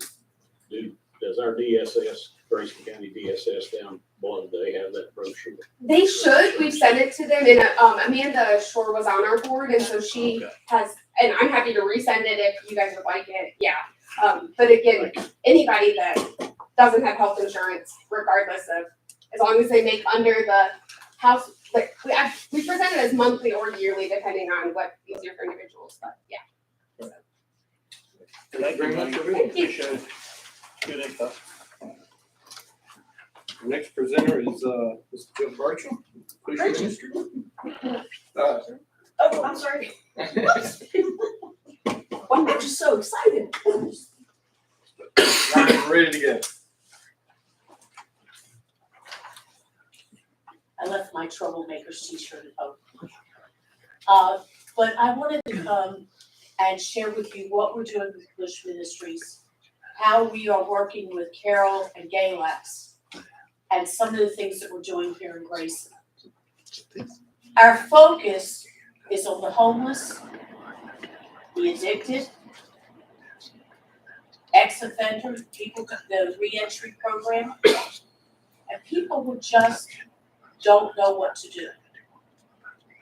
We work very closely with police departments, DSS, Mount Rogers.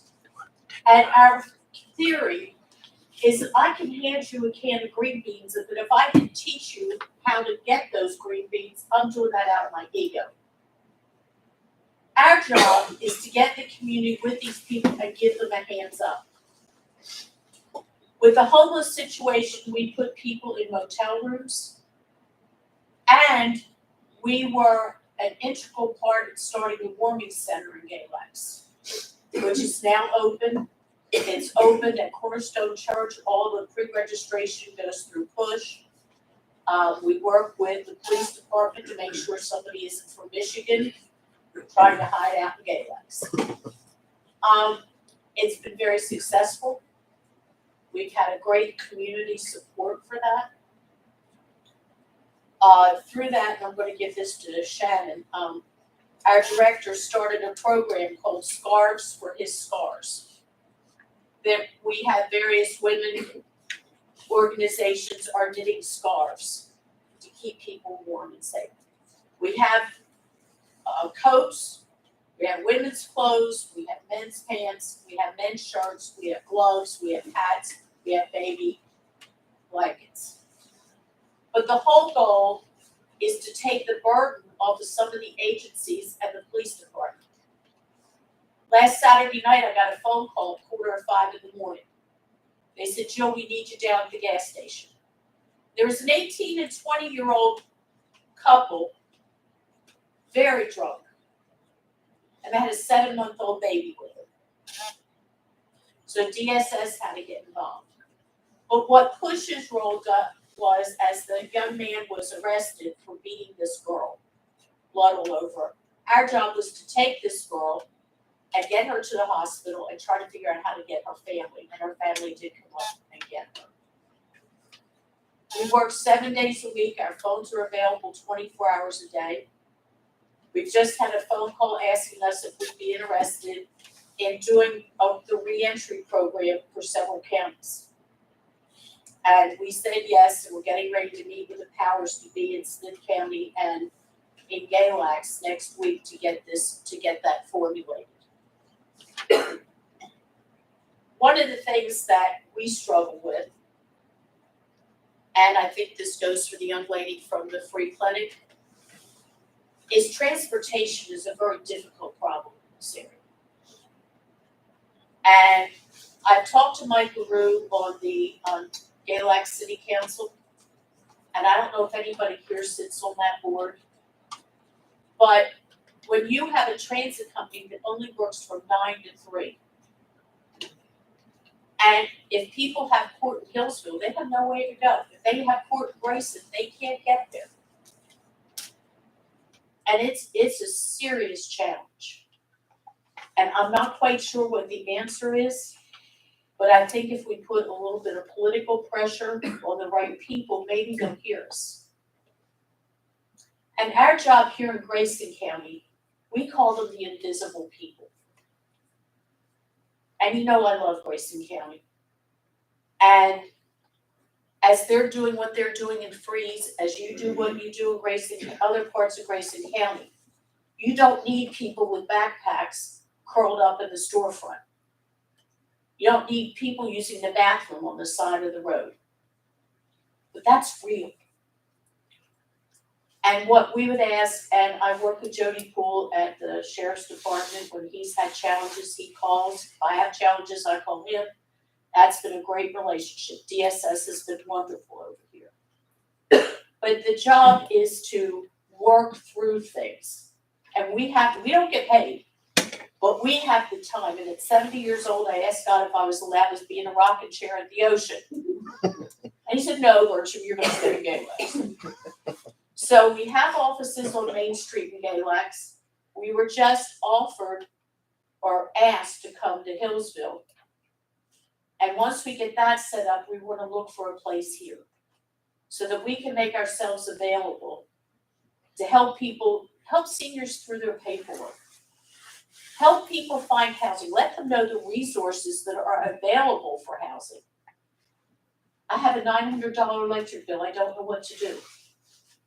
But there's resources and there's a way to call AEP and get that worked out. And there's people in Whitfield who will help put down deposits of first month's rent. The resources are there. What the Galax Ministerial Association did was ask me to be, for lack of a better word, the band director.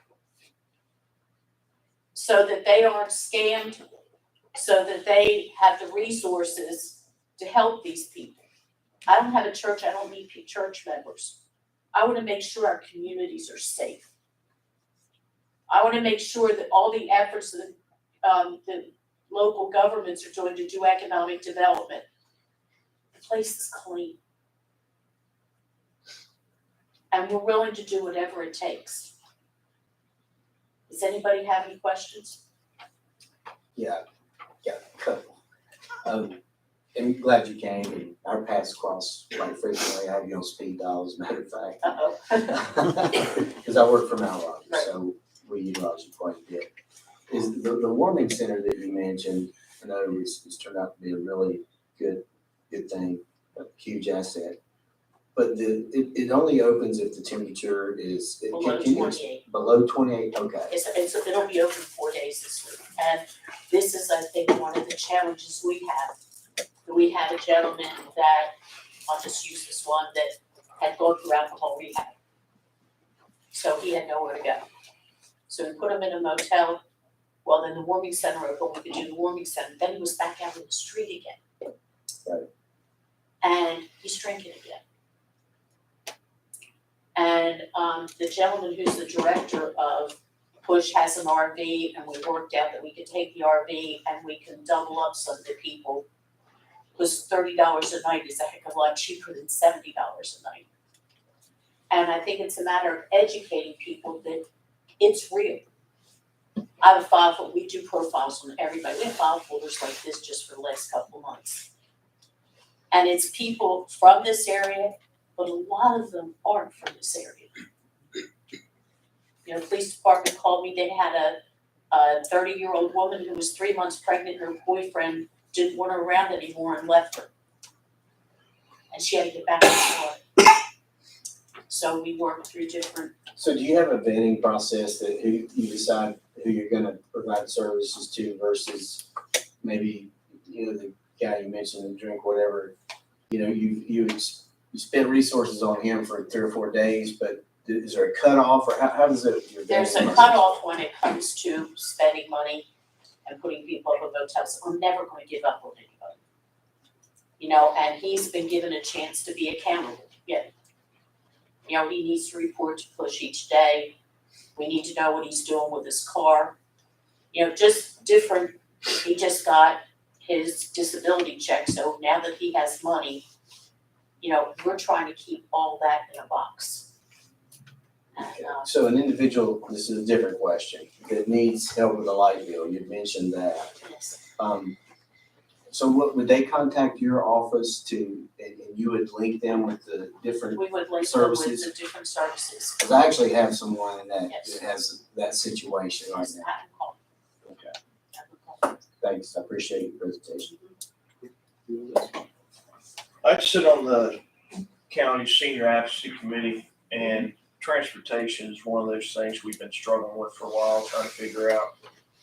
District 3 is coming to our meeting in January. We've been working with them to try to expand Mountain Links in Grayson County as well as some other options. You know, Blue Ridge Home Health is coming. If you have somebody available, I'll ask Linda to send y'all a date, the date in January we're getting together. We'd like to work with you to see if we can improve the transportation issues, because our focus is seniors, but it's really everybody in the county struggles with transportation at some point. So Absolutely. I'd like for you to be part of that You know, I was effort if you could. Thanks a lot for what you're doing. Thank you very much, Jim. We've got a request from a couple of board members. We've been at about an hour and 40 minutes. I'm gonna take about a 10-minute break and we'll reconvene.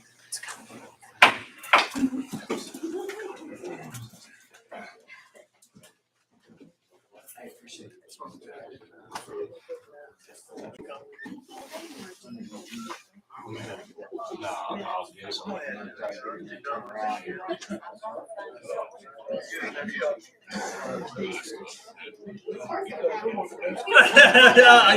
I do cover the brewery part of me.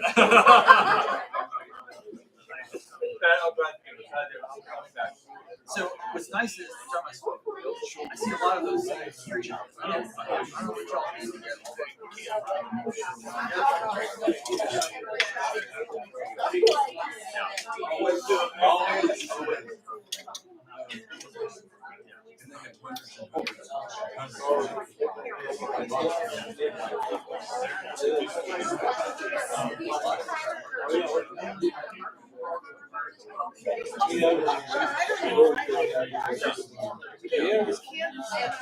Yeah.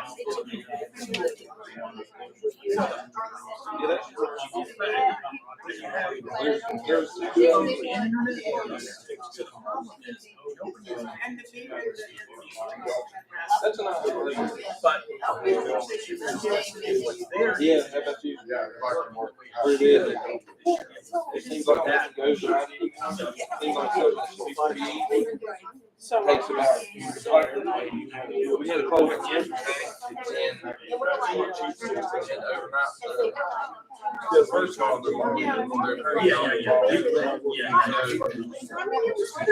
North Carolina.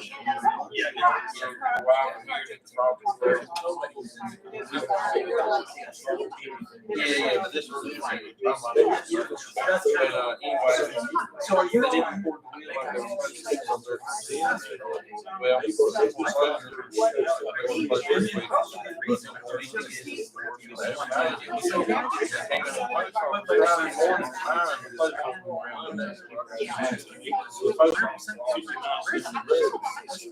So we brought it, I can't just go.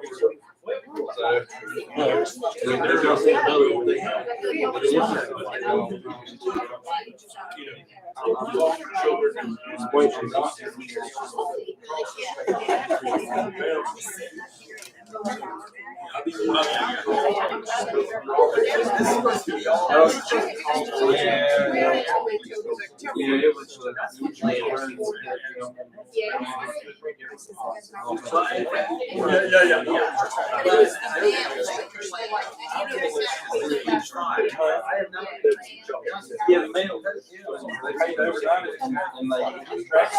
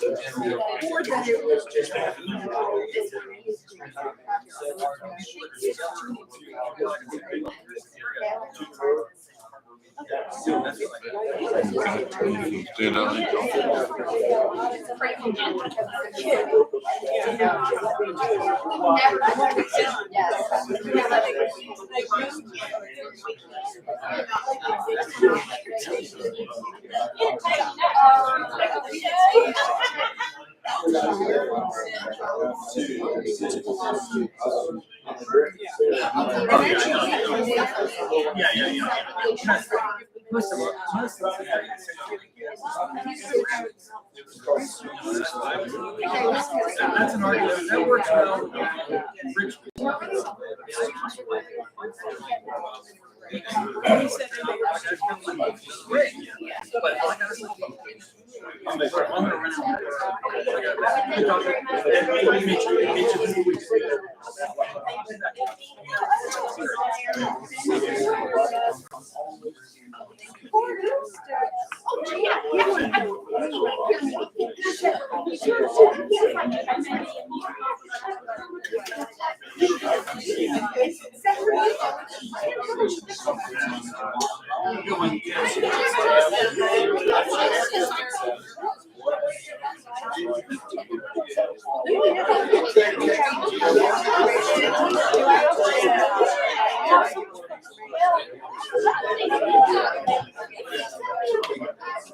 No, I thought someone.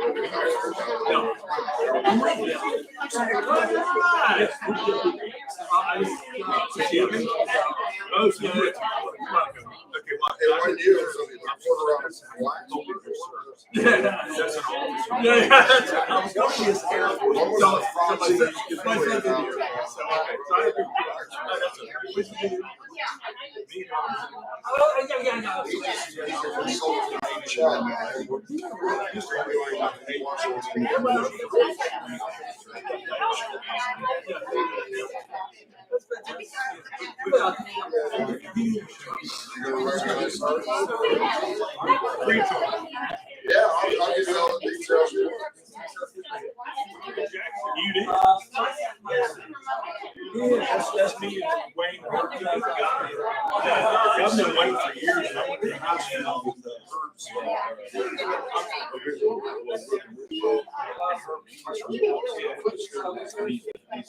I was on two.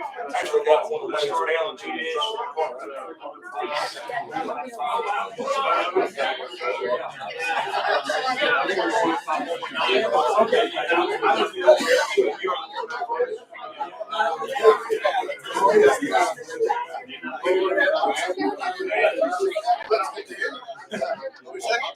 for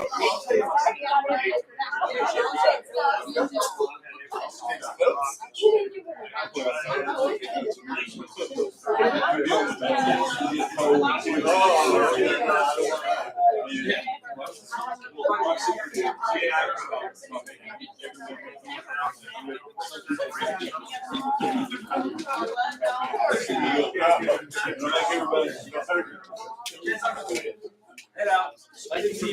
Thank you.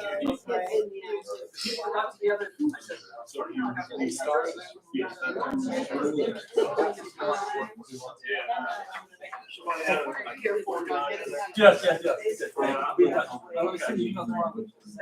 Yeah, okay, great. Thank you. Sure, we'll be talking. Okay.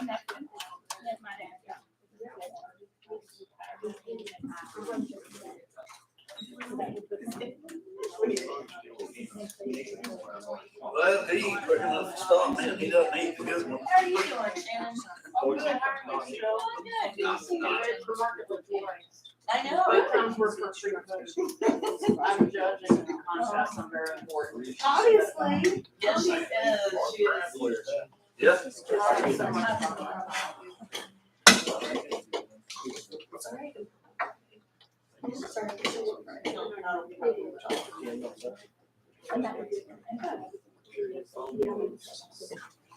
He wasn't in there.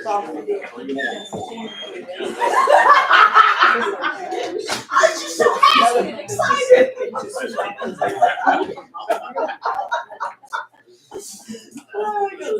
I'll be right. Well,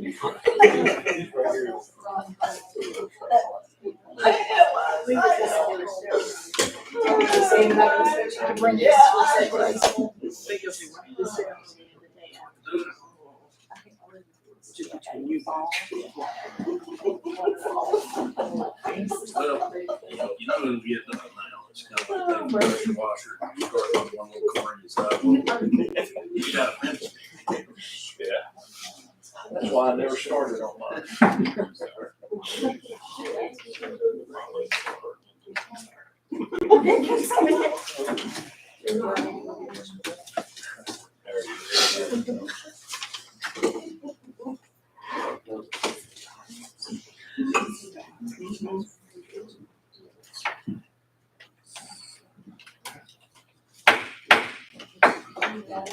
Okay, call the meeting back to order. Our next presenter is Miss Michelle Pridgett, Director of Grayson Land Care Farmers Market Update. Well, in the interest of time, basically, I just wanted to share some good news with you guys. Grayson Land Care has been serving our community for 15 years. We celebrated our birthday this year. And as a member-driven nonprofit, over the years, we have changed our focus a little bit. But what we've realized is when a member of our community is passionate about something and comes to land care, we've been able to offer a fiduciary agent and office support and just general support for the membership to do things that have been, I think, very beneficial to our community. So Grayson Land Care turned 15, and the Farmers Market, which was the first project under Grayson Land Care, also turned 15 this year. In addition, the permaculture garden, which is highlighted right now, has been around for 6 years. And in the news, you may have been hearing about food forest and sustainability. And the permaculture garden has been doing that since its inception. And they've also been providing food to the local food pantries that they grow there. The free market was started 5 years ago by Kathy Cole, who was our past president. And its purpose is actually to keep useful items out of the landfill. And in those 5 years, it has literally kept tons of stuff out of the landfill in Grayson County. And we have people who bring stuff as they're cleaning up. During COVID, they were overwhelmed with people cleaning out their closets. And they've sort of hit a balance now. But they've also developed a new partnership with Walmart to where stuff that's returned and isn't quite in saleable condition now goes to the free market. And again, they keep those useful goods in the stream. And they also had a very successful, once again, they do a free Christmas shop. And that allows children and families in the area who might not be able to afford gifts to provide for their families at Christmas. 2 years ago during the pandemic, Food Independence came on board. Folks there realized that members of their family or members in the community were having a hard time with food insecurity. And so in those 2 years, Food Independence has gone from feeding an average of 75 families to over 350. So they are meeting an enormous need in this community. They were able to secure a Twin County community grant that will help with some of that increase, and also try and forge some ties with local food producers in our area to help them also funnel local food into the Food Independence chain. 2 years ago, we also started a school program at the Independence Elementary School. We started with 5 outdoor garden beds, and through grant funding, we were also able to add a really spiffy tower garden. Looks kind of like R2D2. So we have sort of traditional gardening, very modern indoor gardening, and Miss Raper, who is the principal at EIS, has just been doing wonderful things. She saw that and decided she needed to add a hydroponic garden to that. And so she's taken the hydroponic garden, the tower garden, and also the rabbit that they have at the school. And all of those things are lined up right as folks come in and out of the school. So not only the kids who are actively involved in that after school program, but pretty much anybody, parents, kids, they walk past all that stuff and, you know, they get an idea of, right now we have cucumbers that are starting to form fruit, and we've got green beans and lettuce. And so she's really made a highlight of that. And she's an awesome person to work with. You guys are really lucky to have her at the school. In addition, we started a seed library with the Grayson County Library 2 years ago. That started because we realized seed prices were really going out again with the pandemic. And so it's kind of like you bring a seed to the library, you take a seed away. And so we've started, that's in the early stages, but we're doing workshops, and we distributed over 300 packets of seed. So you guys have all the information of everything we've done this year. But I just wanted to let you know that all of these, or pretty much individual organizations, are actually under the Grayson Land Care umbrella. And through all of those, and with all the volunteers that work with us, I think we provide a valuable input into our community. And so thank you very much for the funding you've given us in the past, and I hope we can continue that partnership with the county. So, any questions, comments? Thank you, I just got one question, and you may not have the answer to it. I've been getting this question a lot recently. And I know what it is. You want to go ahead and take a stab at it? Sure. Are you asking about the structure? Yes. So everyone thinks that the farmer's market is in charge of that. We are not.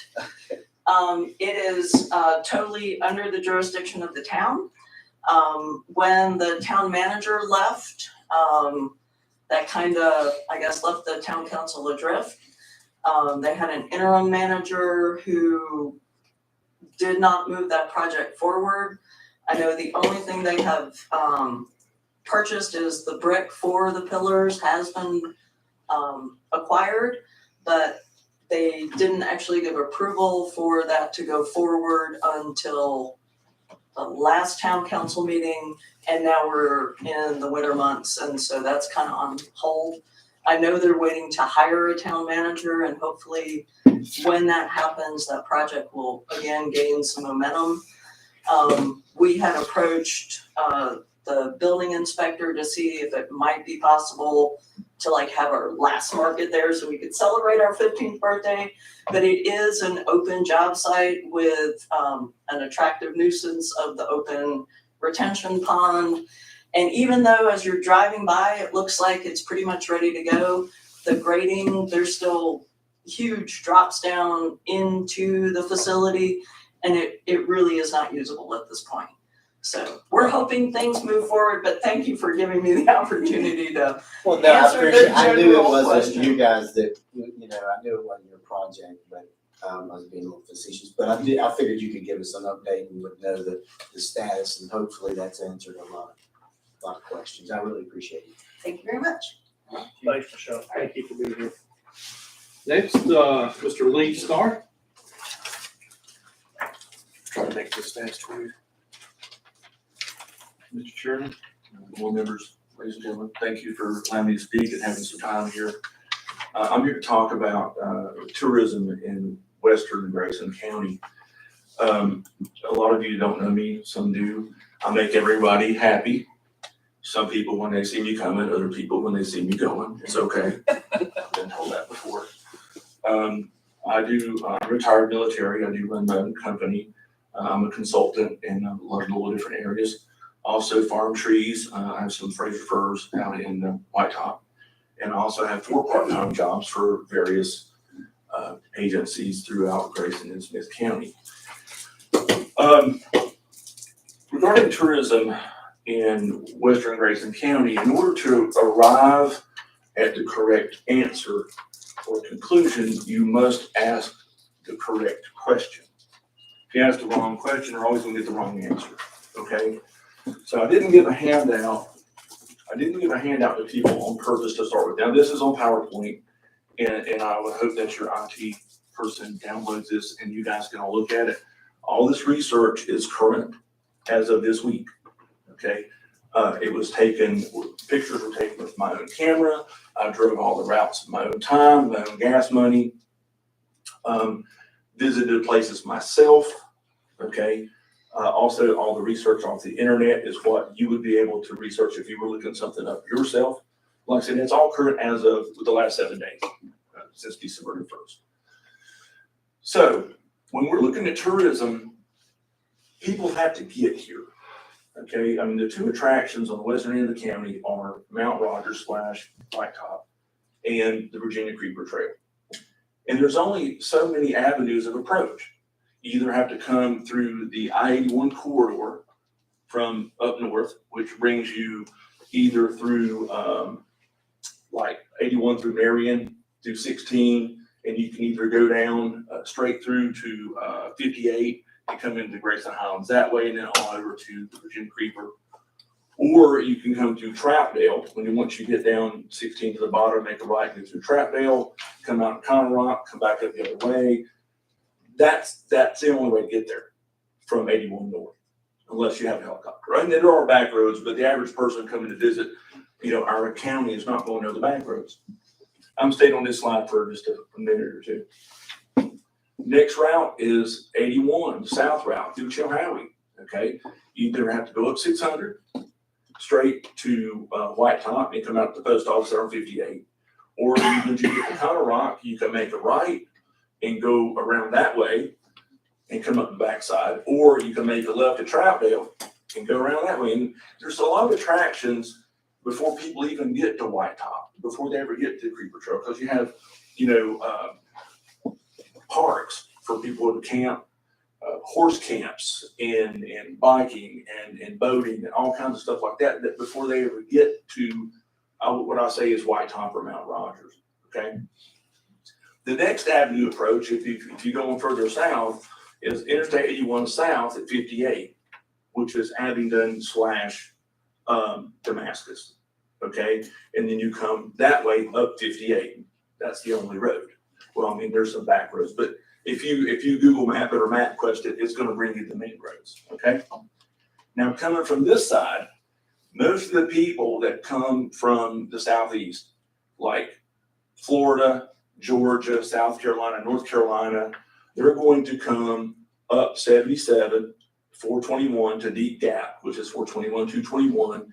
They're going to come 221 into Ashe County to Jefferson, West Jefferson, and they're going to split and go 88, 194 to Warrensville, that way to Lansing, or they're going to go out 16 and come around the other way. People are being encouraged to go out 16 already, okay?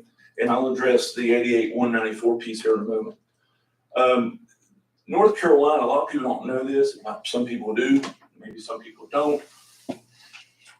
North Carolina is straightening and widening 221 from there, where the 4 lane currently ends near Walmart, out to 16. Okay, it's gonna stop being 4 lane where 16 makes the left and 88 continues east. Okay. They're also straightening and widening 88 and 194 from West Jefferson through Warrensville, making the right on 194 and going to Lansing. That's going to be straightened and widened. Okay. I've taken the pictures with my own camera this week so you can see the bridge construction with your own eyes. A lot of people don't believe it unless they see it for themselves. Well, I'm bringing the mountain to Muhammad. Okay. North Carolina is also planning bypassing Helton. Okay. They're straightening and widening Horse Creek. And if you go up Big Horse Creek, if you know the area, it brings you out at the Ashe County, Grayson County line, right down the road from the Creeper Trail parking lot. The parking lot. They're bypassing Helton altogether. Okay. And you get with the VDOT people, with the North Carolina DOT people, and they'll tell you all about it because they told me all about it. And let's see, and then also if you're coming from the east, you could, like at Woodlawn, which is 77 and 58, there's one road, it's 58. First place you come to, you go through, Galax, Independence, whatever, first place you come to is Grayson Highlands, and then of course the Creeper Trail. If you're coming from Winston-Salem, Elkin, Wilkesboro, you can come up Highway 8, North Carolina 18, and come out 113 to 98, which drops you out on 58 there near Mount Wilson. Or you can go to Sparta on 21, make a left on 98. It bypasses Hillsville and Independence altogether. It takes you the southern route, and it also brings you out there on 98, dumps you out on 58, this side of the Grayson Highlands State Park. Other than back roads, those are the avenues of approach. That's it. And yeah, I know the back roads, we can all take the back roads that are dirt and whatever, but people pulling horse trailers, pulling campers are not going to do that, right? We don't have so many different kinds of visitors. You have people that are just driving through that are not pulling a trailer. They're just outside seeing. You have motorcycle riders, okay? Then you have people with gear and people without gear. People with gear bring their own bicycles, they bring their own campers and their own boats. People without gear go somewhere and rent those items in the area. Okay, and that's pretty much the only type of tourism that we have that traffics that road. And I'm talking about 58, 600, 16, that thing. Okay, if we could go to the next slide. This is the White Top Community Center. That's a picture from this week taken on my phone. Next slide. This is the current Mount Rogers High School that's in a state of demolition. Next slide, please. This is another picture of Mount Rogers School. And like I said, you guys can have all this stuff. Yeah, I've got duplicates. Next slide, please. Okay.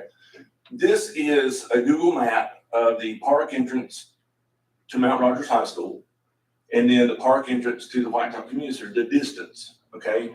So I wanted people to visualize, if you're going to Grayson Highlands to ride horses and you're pulling a horse trailer, you're either going to come up 16 from Ashe and come in that way, or you're going to come down 16 and come in the other way from 81. Very few people bring a horse trailer up 58 from Damascus or through Conner Rock and cross the Grapevine, heading east to get to Grayson Highlands. Most of them come from that side because it's easier to pull. Its curves are a lot less sharp. It's easier driving for folks that are not used to driving in curvy roads like this. Here we go. White Top Station to the White Top Community Center, and I'm talking about the Junior Creeper Trail, White Top Station, is 2.6 miles. White Top Station to the Mount Rogers High School is 7 miles, all right? Your White Top Community Center to the Mount Rogers High School is 5.1 miles, and the Grayson Highland State Park to Mount Rogers High School is 3.7 miles, and it's 8.8 onto the community center. Just so everybody understands that last map that I just put up there, those are actual distances that my odometer said and that Google agrees with. All right, next slide. Coming in Deep Gap. When you plug this in your MapQuest or Google Maps or on your phone GPS, this is what you're going to see, right? The fastest route takes you around, I can't see that because I have my glasses on, but takes you up 16. Yeah, there you go. See if you can let it in. Thank you. Yeah, so it takes you up 221 and around 16 and back in from the other side of Grayson Hills. That's the fastest route, right? That just so you can see what I was talking about just a minute ago. Next slide, please, sir. Deep Gap to White Top Station.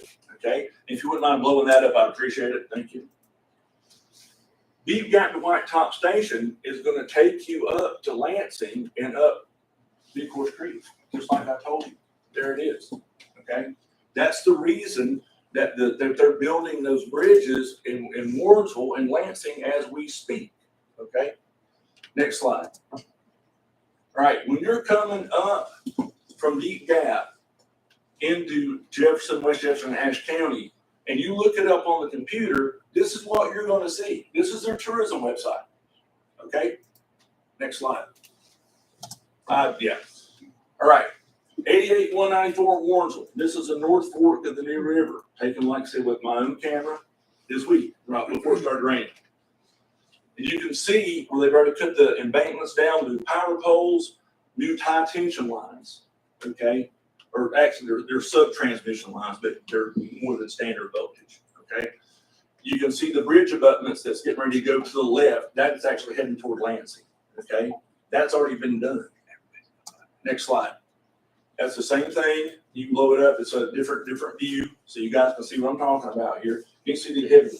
They're wearing out heavy equipment in North Carolina, building the road to go up Big Horse Creek to the Creeper Trail. And I mean, there it is. Next slide. Same thing, different angle. I want to make sure you can see all of the stuff that they're doing. I didn't want to stand in the middle of the bridge and get hit by a car. Okay, I didn't get this old by being not smart. All right, next slide. And that is the intersection. I think I only had 4 of those slides. Okay, so you can see what's going on. When you look up Lansing on the internet, this is what you're going to see. That's one of the first sites that's going to pop up. All right, next slide. This is downtown Lansing. They have a restaurant. They have a general store that has pamphlets on every tourist attraction in 100 miles. Okay, they have live music. You can have food there. You can have tea and coffee. You can have an adult beverage there. Okay, they've got a lot going on in Lansing right now. All the sidewalks have been redone. That bridge there in front of the Pile on the Mountain restaurant at that 3-way stop. It was the first bridge going backwards to 221 that North Carolina replaced, and they did it last year. All right, next slide. You can see all the work that they've done. Okay, they are rapidly improving the Creeper Trail in North Carolina for a reason. Okay, next slide. Now, this is, if I can remember the name, well, there's a cidery there, yeah, but that's the next slide. So go to the next slide if you would. There, the Lost Province Center for Cultural Arts, okay? That is coming out of Lansing, going towards Hilton, all right? And if you go to the next slide, you'll see the Molly Chomper. Yeah, there's the Molly Chomper. There's a cidery there, okay? That's heading towards Hilton, all right? So next slide if you would. And Lansing to White Top Station. This is an expanded view of what you're going to get on Google Maps or MapQuest. It's going to route you up Horse Creek. North Carolina is widening and straightening. They're going to pave that unpaved section of Horse Creek this year in the next 12 months. All right. Like I said, they're wearing out construction equipment doing this. This is the new bridge they're putting behind the restaurant there in Lansing, off to the left as you're heading north. If you would go to the next slide, sir, blow that one up. I mean, I don't know about you, that's a pretty serious bridge there. I mean, I did a little road construction back in my younger days, time rebar and stuff, and that's more than just a low water bridge, folks. Okay. And there's the other view from the restaurant. That's right there beside of the Lansing Fire Department. And so they're calling it the Lansing Creeper Trail, which is going to tie to, North Carolina's looking at buying the Creeper Trail from Lansing all the way to Todd, okay, in cooperation with Ashe County. Watauga County, North Carolina, in cooperation with North Carolina, is looking at putting a hiking, biking, walking horse trail all the way from downtown Boone to Todd, which will connect Boone with Abingdon. I've been saying this for almost 3 years, and people, I guess, think that I'm an idiot, but there it is. It's happening. All right. Next slide. 81 north to Grayson Highlands. There's the route I just told you about. You put it in your phone. It's going to take you right down through Troutdale, and bam, there you go. Come up the backside. All right. Next slide, sir. When you come down 16 from Marion, there's a reason that the United States government, the Park Service, built the Mount Rogers headquarters and visitor center on 16. They have done the proper research and asked the right questions to get the right answers. Okay, that's why that visitor center is there. Wasn't just willy-nilly placed there. All right, next slide. That's another picture of the visitor center there for the National Recreational Area. It's called the Pat Jennings Visitor Center. Nice place. I just got the other day. Clean bathrooms. Next slide. Yeah, okay. 81 north to White Top Station. Here you go. Just what I told you a minute ago. Right? I don't need notes. I did all this research myself. The only thing I needed was the mileage, which I printed out here, and it kind of got smudged in the rain coming in. But Lee, what's your point? I'm coming to that. Get there, please. I'm working on it. We get the geography. Okay. We get the map. Next slide. Same thing. Keep going. I want you to see there's the tourism center in Chilhowie at 600. When they come up 600, here's the Blue Ridge Discovery Center in Colorado Rock. Okay. Next, Grindstone Campground. Next, High Country Horse Camp in Troutdale. I want people to understand about where tourists go. Right. Right. Now, 81 south. Let's go to the next one. Okay. Abingdon to White Top. That's their tourism site. When you log on, that's what you're going to see. This is the road. Okay. What's it got right there? The Creeper Trail. All right. Next. This is road construction between Abingdon and Damascus, widening and straightening all the way through the town of Damascus, dead ending at 58, and was it 91 that goes to Mountain City? I think, remember certainly correctly. Next slide. Next slide. Yeah, it's pretty big crane. Look at this bridge. Can you blow it up with the crane sitting? There you go. Blow that up. All right. I know you're getting it. All right. I want to safely say that you're advocating for better roads in the county. No, sir. Not at all. Well, then that's what I thought you've been doing the whole time. That's why I didn't put it up there to start with. All right. Let's keep going, sir. Keep going. All right. Y'all see all the construction's happening. People are building roads to western Grayson County wearing out good machinery. All right. In order to get the right answer, we have to ask the right question. All right. Where do the people go? All right. So this is going through, I'll skip down to the bottom. There's Damascus and keep going. We go down to my Sparta. I just talked about that. Keep trucking. Keep area recommendations. All right. I'm recommending that we spend the taxpayers' money in Grayson County a little better. Asking some right questions and getting some right answers for it. Okay.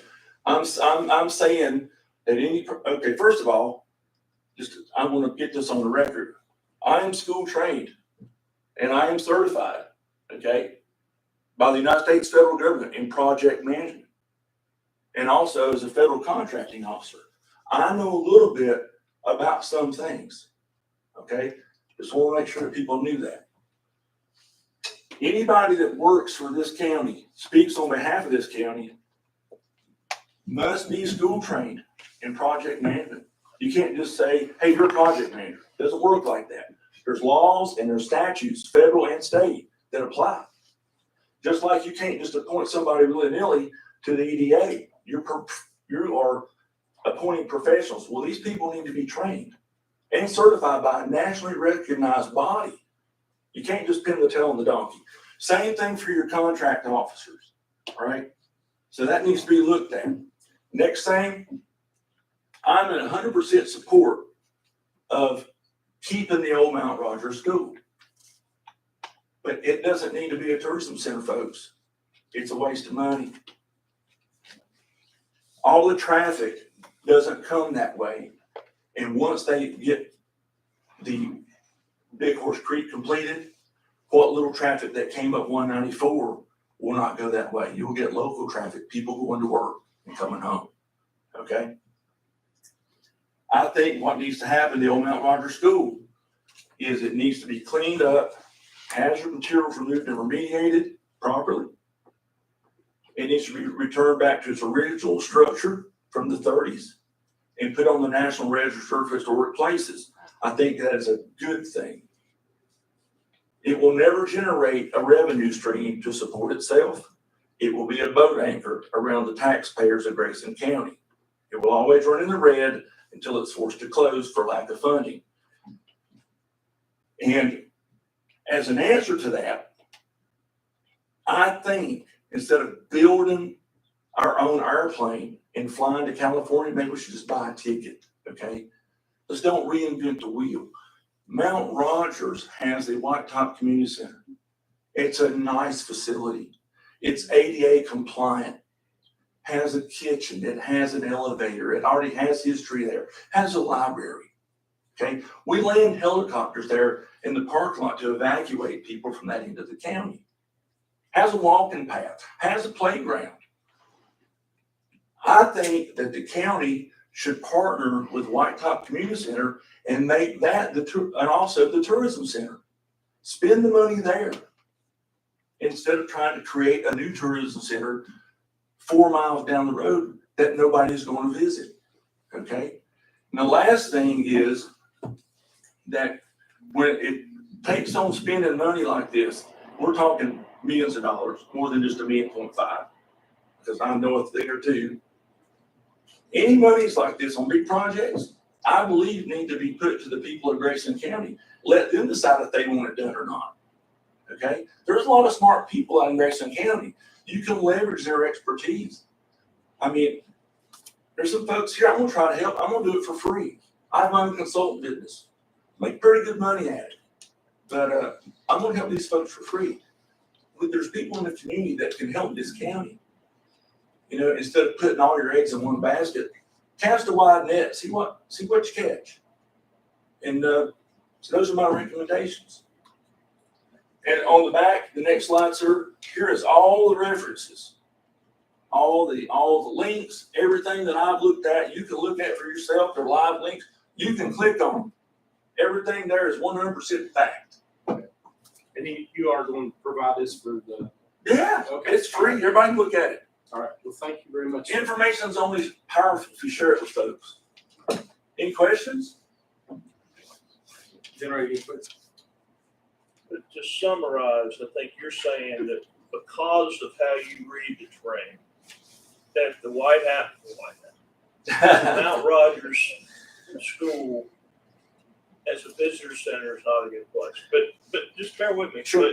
But as I look at all the other things that the communities around, I mean, you know, Whitewater folks out in Charlotte are talking about doing a big project up there, Which is down to the Creeper Trail off of at the top of Big Horse Creek. Yeah, I'm tracking. I understand the geography there. Right. But having a destination in the White Top community and making use of a historic, I agree with you. Get it on the historical map. Why is that a bad thing? Why is that? Why, if the assumption is that everything that gets done has to generate a profit, then that doesn't necessarily always work for a lot of things. I mean, we fund a lot of things from education to public safety to a lot of things. None of it generates a profit. I understand. And so as we look at the strategic problem for the county, and we're trying to do things that make it attractive, just like Lansing and Hilton and all those other ones, Helton, all those other communities down there in West Jefferson are doing a lot of, how is this bad? We're spending money on a project that we don't need to spend the money on. In your opinion? Well, it in business sense, sir, and let me explain. If you have a facility like the Whitetop Community Center already in existence that can provide the same level of the same service that what we're trying to build 4 miles down the road. Okay, number one, you're bringing sand to the beach. There's already an existing facility there that can do this. Okay. Number two, if as a private person, I went to any bank on the planet, even in this country, and I said, my business plan is I want to build this. I don't know how much it's going to cost. I don't know what my revenue stream is going to be. I don't know what my return on investment is going to be. How am I going to pay you back? No bank would ever give me a loan, yet we're expecting the people of Grayson County, the taxpayers, to be on the hook for this. That I don't think is a good idea. I think it needs to be relooked. But you know from the previous community meetings that the only thing that's been committed to is the demolition pace of and the preservation of the old school. Nothing else has been committed.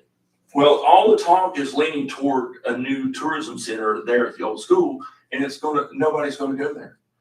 Okay, it's a bad deal for the county. It's a bad deal for the taxpayers. It could be much better. You get more traffic in Whitetop. Why not use the community center that's already there? Why not partner? Form a partnership. I mean, people are talking about advocating groups and conglomerates in Freeze and other Galax and other places. Why don't we do the same thing here? The community center got built through a partnership with the county. That's what I mean. I hear you, point. Yeah, I mean, we're. Thanks, Mr. Chairman. Yeah, I mean, you want it? Well, I don't have a question. I appreciate the research. I wasn't aware of what you just presented. And thanks for putting the time and effort in. Chairman Fent says that nothing's been committed, so maybe your recommendations can be looked at or considered. I don't know. But I do appreciate the effort because it looks like you went and put a lot of effort in that. And I think it'll be committed. And I appreciate that. I really only have about 2 days in this. I mean, this is doing research. This is 4th grade school stuff. This is the easy stuff. I used to do a lot harder stuff, right? And I don't know who did the research for the traffic patterns and all this kind of stuff. That stuff needs to be relooked. Okay, I don't want you throwing away good money after bad, right? And that's what I see coming if we keep going down this path. That's all. I don't want a nickel from anybody. If I can help, I'll do it free of charge. I'll do it for other people too. If I think it's a good cause. And the benefit of being retired is I can pick and choose who I work with and who I work for and who I want to help free of charge. And I do that all the time. And I'll be happy to help y'all if I can. Well, thanks. And I appreciate your service. Thank you. Thank you. Oh, I make everybody happy. Some people when they see me coming, other people when they see me go. I just want to say that. So. Moving along on our agenda, the other old business appears to be none. So we go over to the new business, which would bring us to board appointments. Mr. Smith. So, Mr. Chair, we have several board appointments. Gary Ballard is serving on the Board of Zoning Appeals, 5-year term. Wishes to continue to serve on the Senior Advocacy Committee. Amelia Bland Waller, our application is attached that you all can look. She is interested in serving on this committee. Supervisor Anderson serves on CPMT as an alternate, and his term expires this month. And I'll let him speak for himself. I'm good with staying, or if somebody else wants to, I've not done anything, I'm not being called on to fill in, so, it's fine either way. On District 3, we have Elizabeth Jones, whose term expires, and also Mr. Anderson as an alternate there again. And I'll let Mr. Anderson, let the Supervisor Anderson speak for himself, but Elizabeth Jones is willing to continue to serve. And she's doing an excellent job. There was a couple times there where she or I would be the one could get there. I think we had a meeting here that conflicted, but if there is someone that wants to fill that on this board as an alternate, I'll support that, or, one does, I will continue. Mount Rogers Mental Health Community Service Board's a 3-year term. Tina Bishop's term expires. She's willing to continue to serve. And also Kathy Cole was willing. We got that word late, so it's not on your packet, but she is willing to continue to serve. Also, New River Highlands RC&D, Tracy Cornett has been filling that role and no longer wishes to serve on this board. But Lindsey Young is willing to serve if it's the pleasure of the board. The Planning Commission, 4-year term, Don Dudley's term expires 12/31/22. Mr. Dudley did call in late this afternoon and express his interest, willing to serve still. And then we have one on Rec Park Advisory Committee, 3-year term, Elizabeth Carrico, Providence District, is no longer able to serve. So that's your board appointments we need to look at. I need to ask something about more appointments. It's not on here, but we were looking at Old Town representative for the EDA. And I had, of course, last meeting I wasn't able to be here, but I understand that it was filled, but I had already had somebody that was interested in the Old Town District, which I don't have anybody.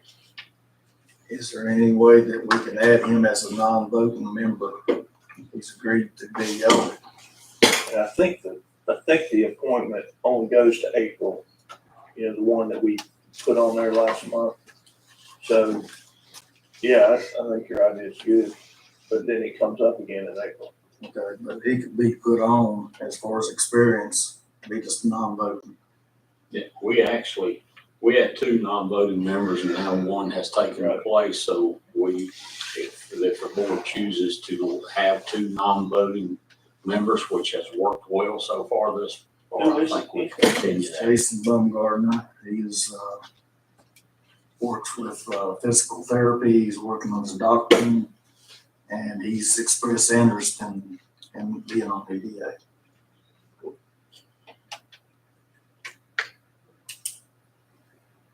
So, Mr. Chair, the board wishes to add that to the. Yeah, as a non-voting member, I think that makes sense to me.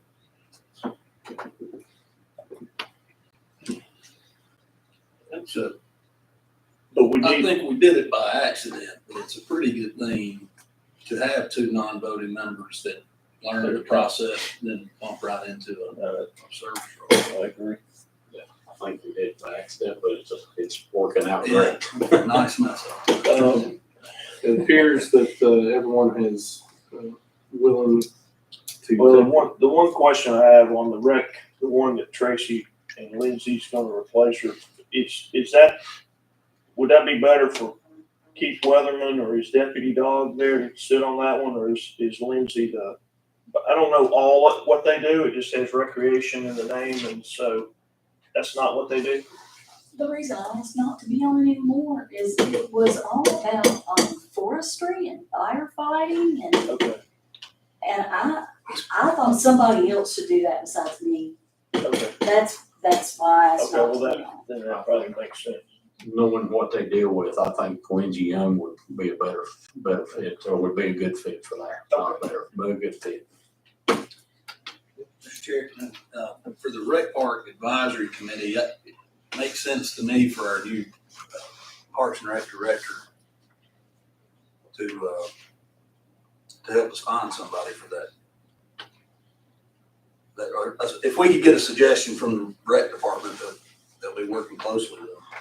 We just had that conversation today, so, I think, that we said the same thing, so I think they'd be willing to help you, Mr. Chair, find someone, from your property. Yeah, I had conversations with Beth yesterday at a meeting we were at with, she gave me some recommendations of some individuals that were active with their kids in the recreation So program. however you wanna make that go. Yeah, I'll be glad to talk forward. with them too. Yeah, staff will be glad to help any way we can. Okay. With the appointments that we have, the chair will entertain a motion to accept those. Second. Okay. All in favor, signify by saying aye. Also aye. Next, Mr. Smith would be Mount Rogers Community Service Board contract. Yes, Mr. Chair, Sandy Bryant was here today with, Logan. She brought Logan with her. He is actually her, communications, manager or whatever. But anyway, we had a good conversation here in the boardroom. They're wanting to expand services in Grayson County. Sandy Bryant did mention to me that, services, had expanded from, 2% to 5% under her administration, in Grayson County. She does see a need for, serving the elderly population, having another place to do that in Grayson County. And there was some talk around that today. Matter of fact, we're coming back together in January to further discuss that. But as far as this, we're just, this performance contract is something that you all do every year. And, we are committed to, now the ask is $112,390. That's 10% that they try to get all the counties to do. But in our budget for this year, we are, and I'll let her know this, in our budget, you all approved $55,000. The year before, 21-22, it was 52. This year it is $55,000. And I made her aware of that. But that basically that's our commitment, and then approving this budget as we normally do for this performance contract, not budget, but for performance contract as we do annually.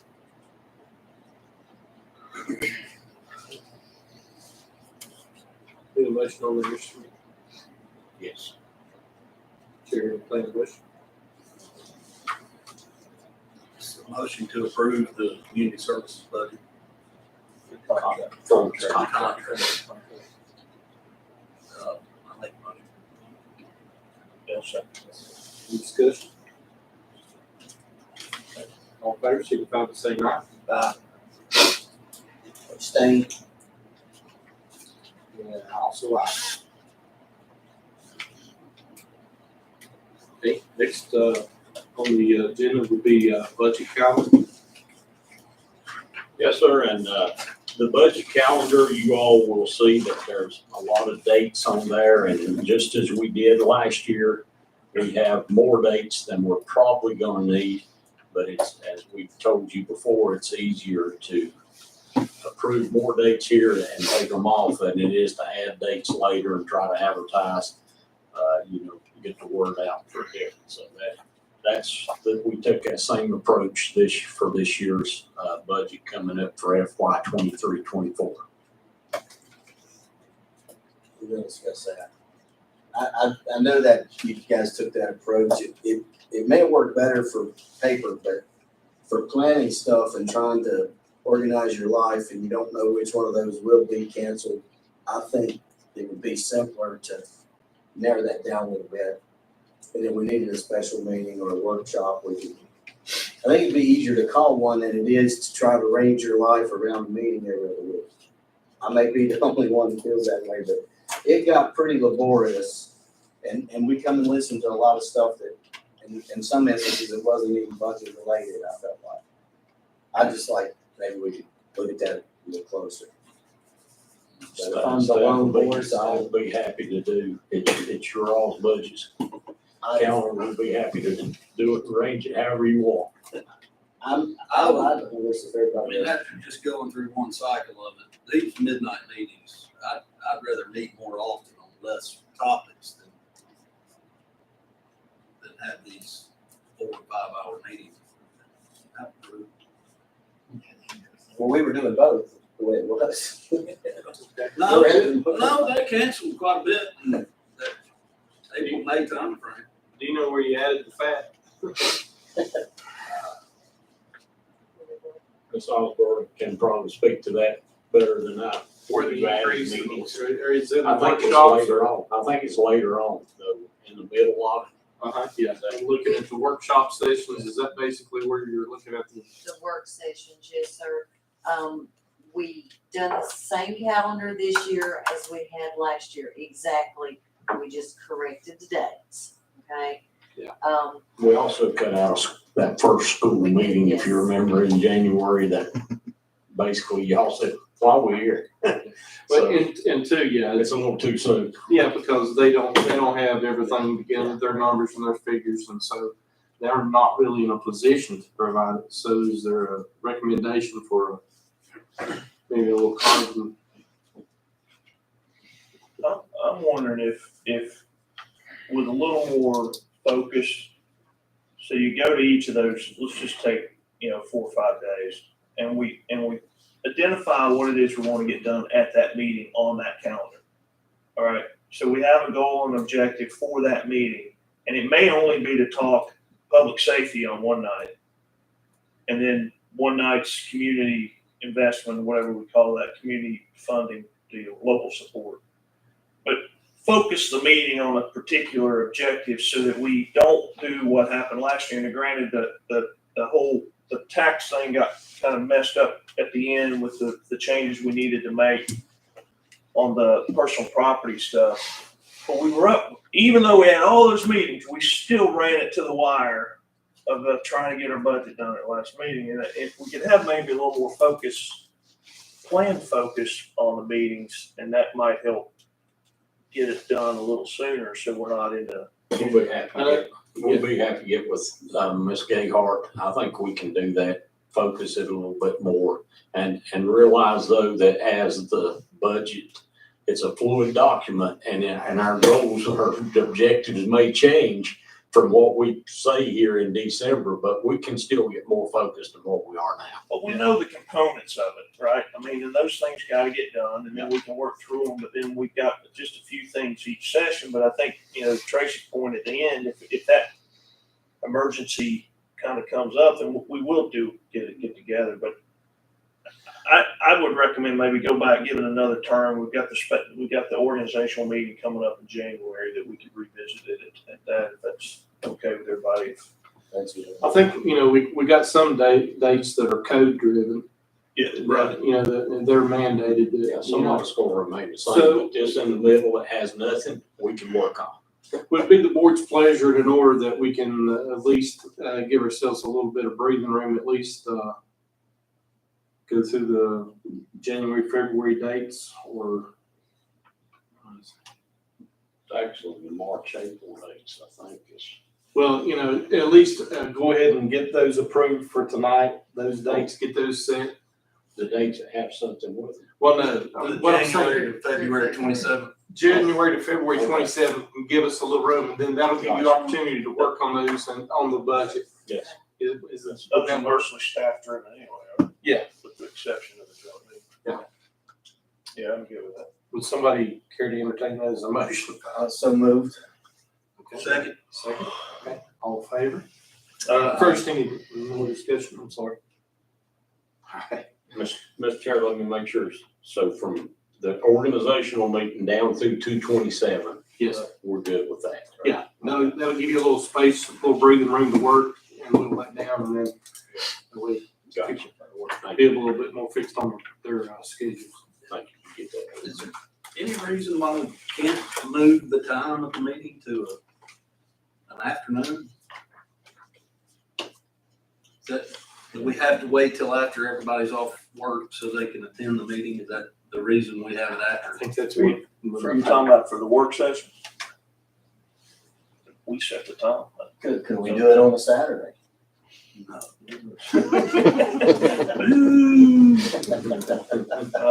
Y'all can.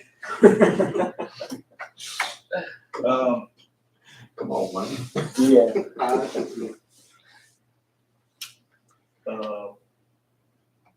I'm okay with afternoon meetings if, but maybe for this point, for that first stuff, maybe that can be a recommendation you come back with at the, when we. Yeah. look at the Maybe calendar. when we Yeah, relook you get one guaranteed day off a week. Is it Wednesday or It's up in the air right now, so is it gonna mess you up if we? it just depends on what day it is, but it's not, I was telling him earlier, he was set in stone there for a brief period of time, now it's fluctuating.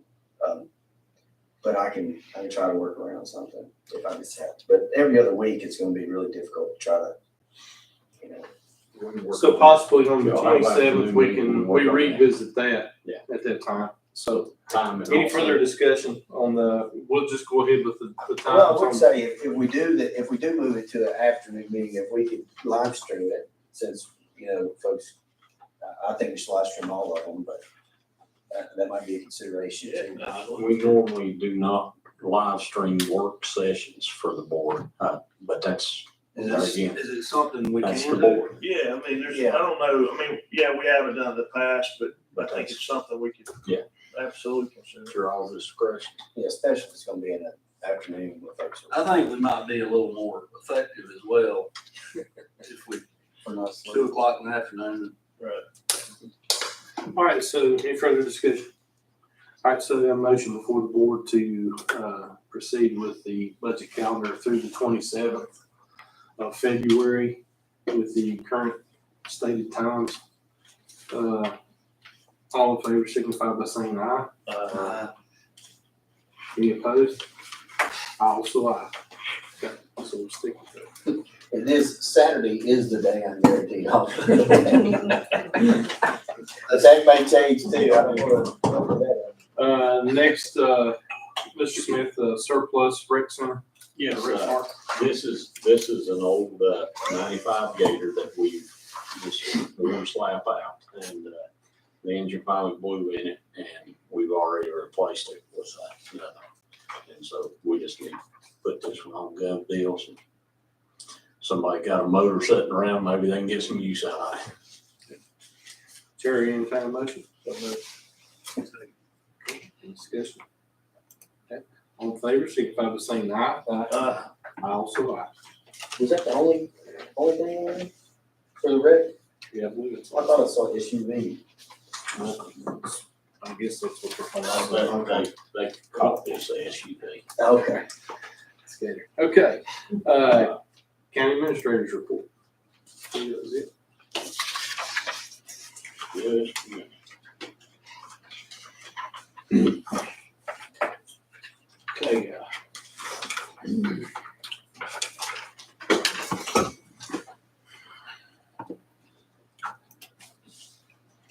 Okay, Mr. Chairman, members of the board, just 2 or 3 things I might make mention of. Jim Worth came to Tri-County, came from Tri-County Community Health, and as you all know, went to the EDA. The EDA did approve the request contingent upon Tri-County area health staying in the county for 5 years with 5 employees. So they did ask that, and Dr. Worth was okay with that, and our county attorney is in process of working up that agreement that the 2 parties will be able to sign. And when I saw Mr. Worth here tonight, I said, "Oh, hey, have I missed something? Don't want you to make the long trek and not get recognized or not get what you want." And he said, "I just showed up to show my appreciation and thank you, and be a part of still be part of Grayson County meeting. So we appreciate that tonight." Multi-use facility meeting will be held on Tuesday, December the 13th at 7 p.m. at the Freeze Firehouse. And citizens, as always, are encouraged to attend. And then we'll go ahead and get it out there that the household hazard waste collection and personal document shredding, a lot of people value this service, will take place on Saturday, April the 1st, 2023 at Grayson County Public Works Department from 1 to 4. And I know a lot of our citizens appreciate that service, and it does happen in the spring right here at our Public Works facility. So it's handy for our facility, for our citizens to use.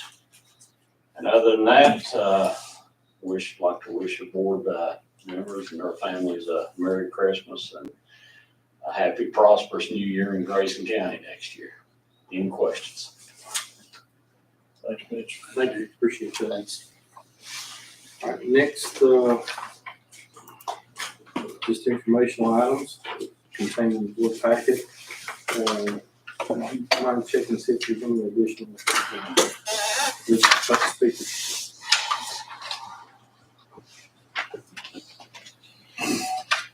Everybody care to speak about it? Okay. No more registered speakers. Okay. I do have one email from a citizen that wished for me to read the email during the public comment period. This would be from Wanda Pinion, resides at 9476 Elk Creek Parkway, Elk Creek. Thank you for doing what should have been done during a couple weeks ago, at least. You have stepped up and delayed the penalty and interest. Mr. Ash abstaining from voting when you should have just voted the way you felt, which is no. That was obvious. I promise that most of us that have already paid our taxes had no issues in this happening. Helping the people is more important than worrying about fairness. When the board talked about not receiving calls or messages, I have to disagree with you on this. Mr. Fannin called you and left a message. I emailed each of you last week before you called the special meeting. Delaying the penalties and interest is delaying your taxes, and it shouldn't. Good job for those of you that fought for this. Thank you on the people. I believe that's all I have on that. No one's requesting any time to speak on the board. Supervisors' time. This time, the chair will entertain a motion to adjourn. So moved. Second. All in favor, signify by saying aye. Also, there is nothing under closed session. Thank you all for attending. Yeah.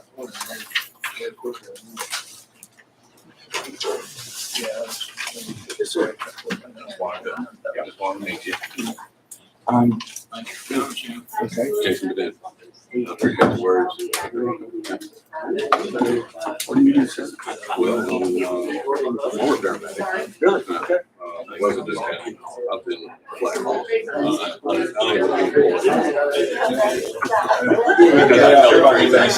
paramedic. I've been since 1990.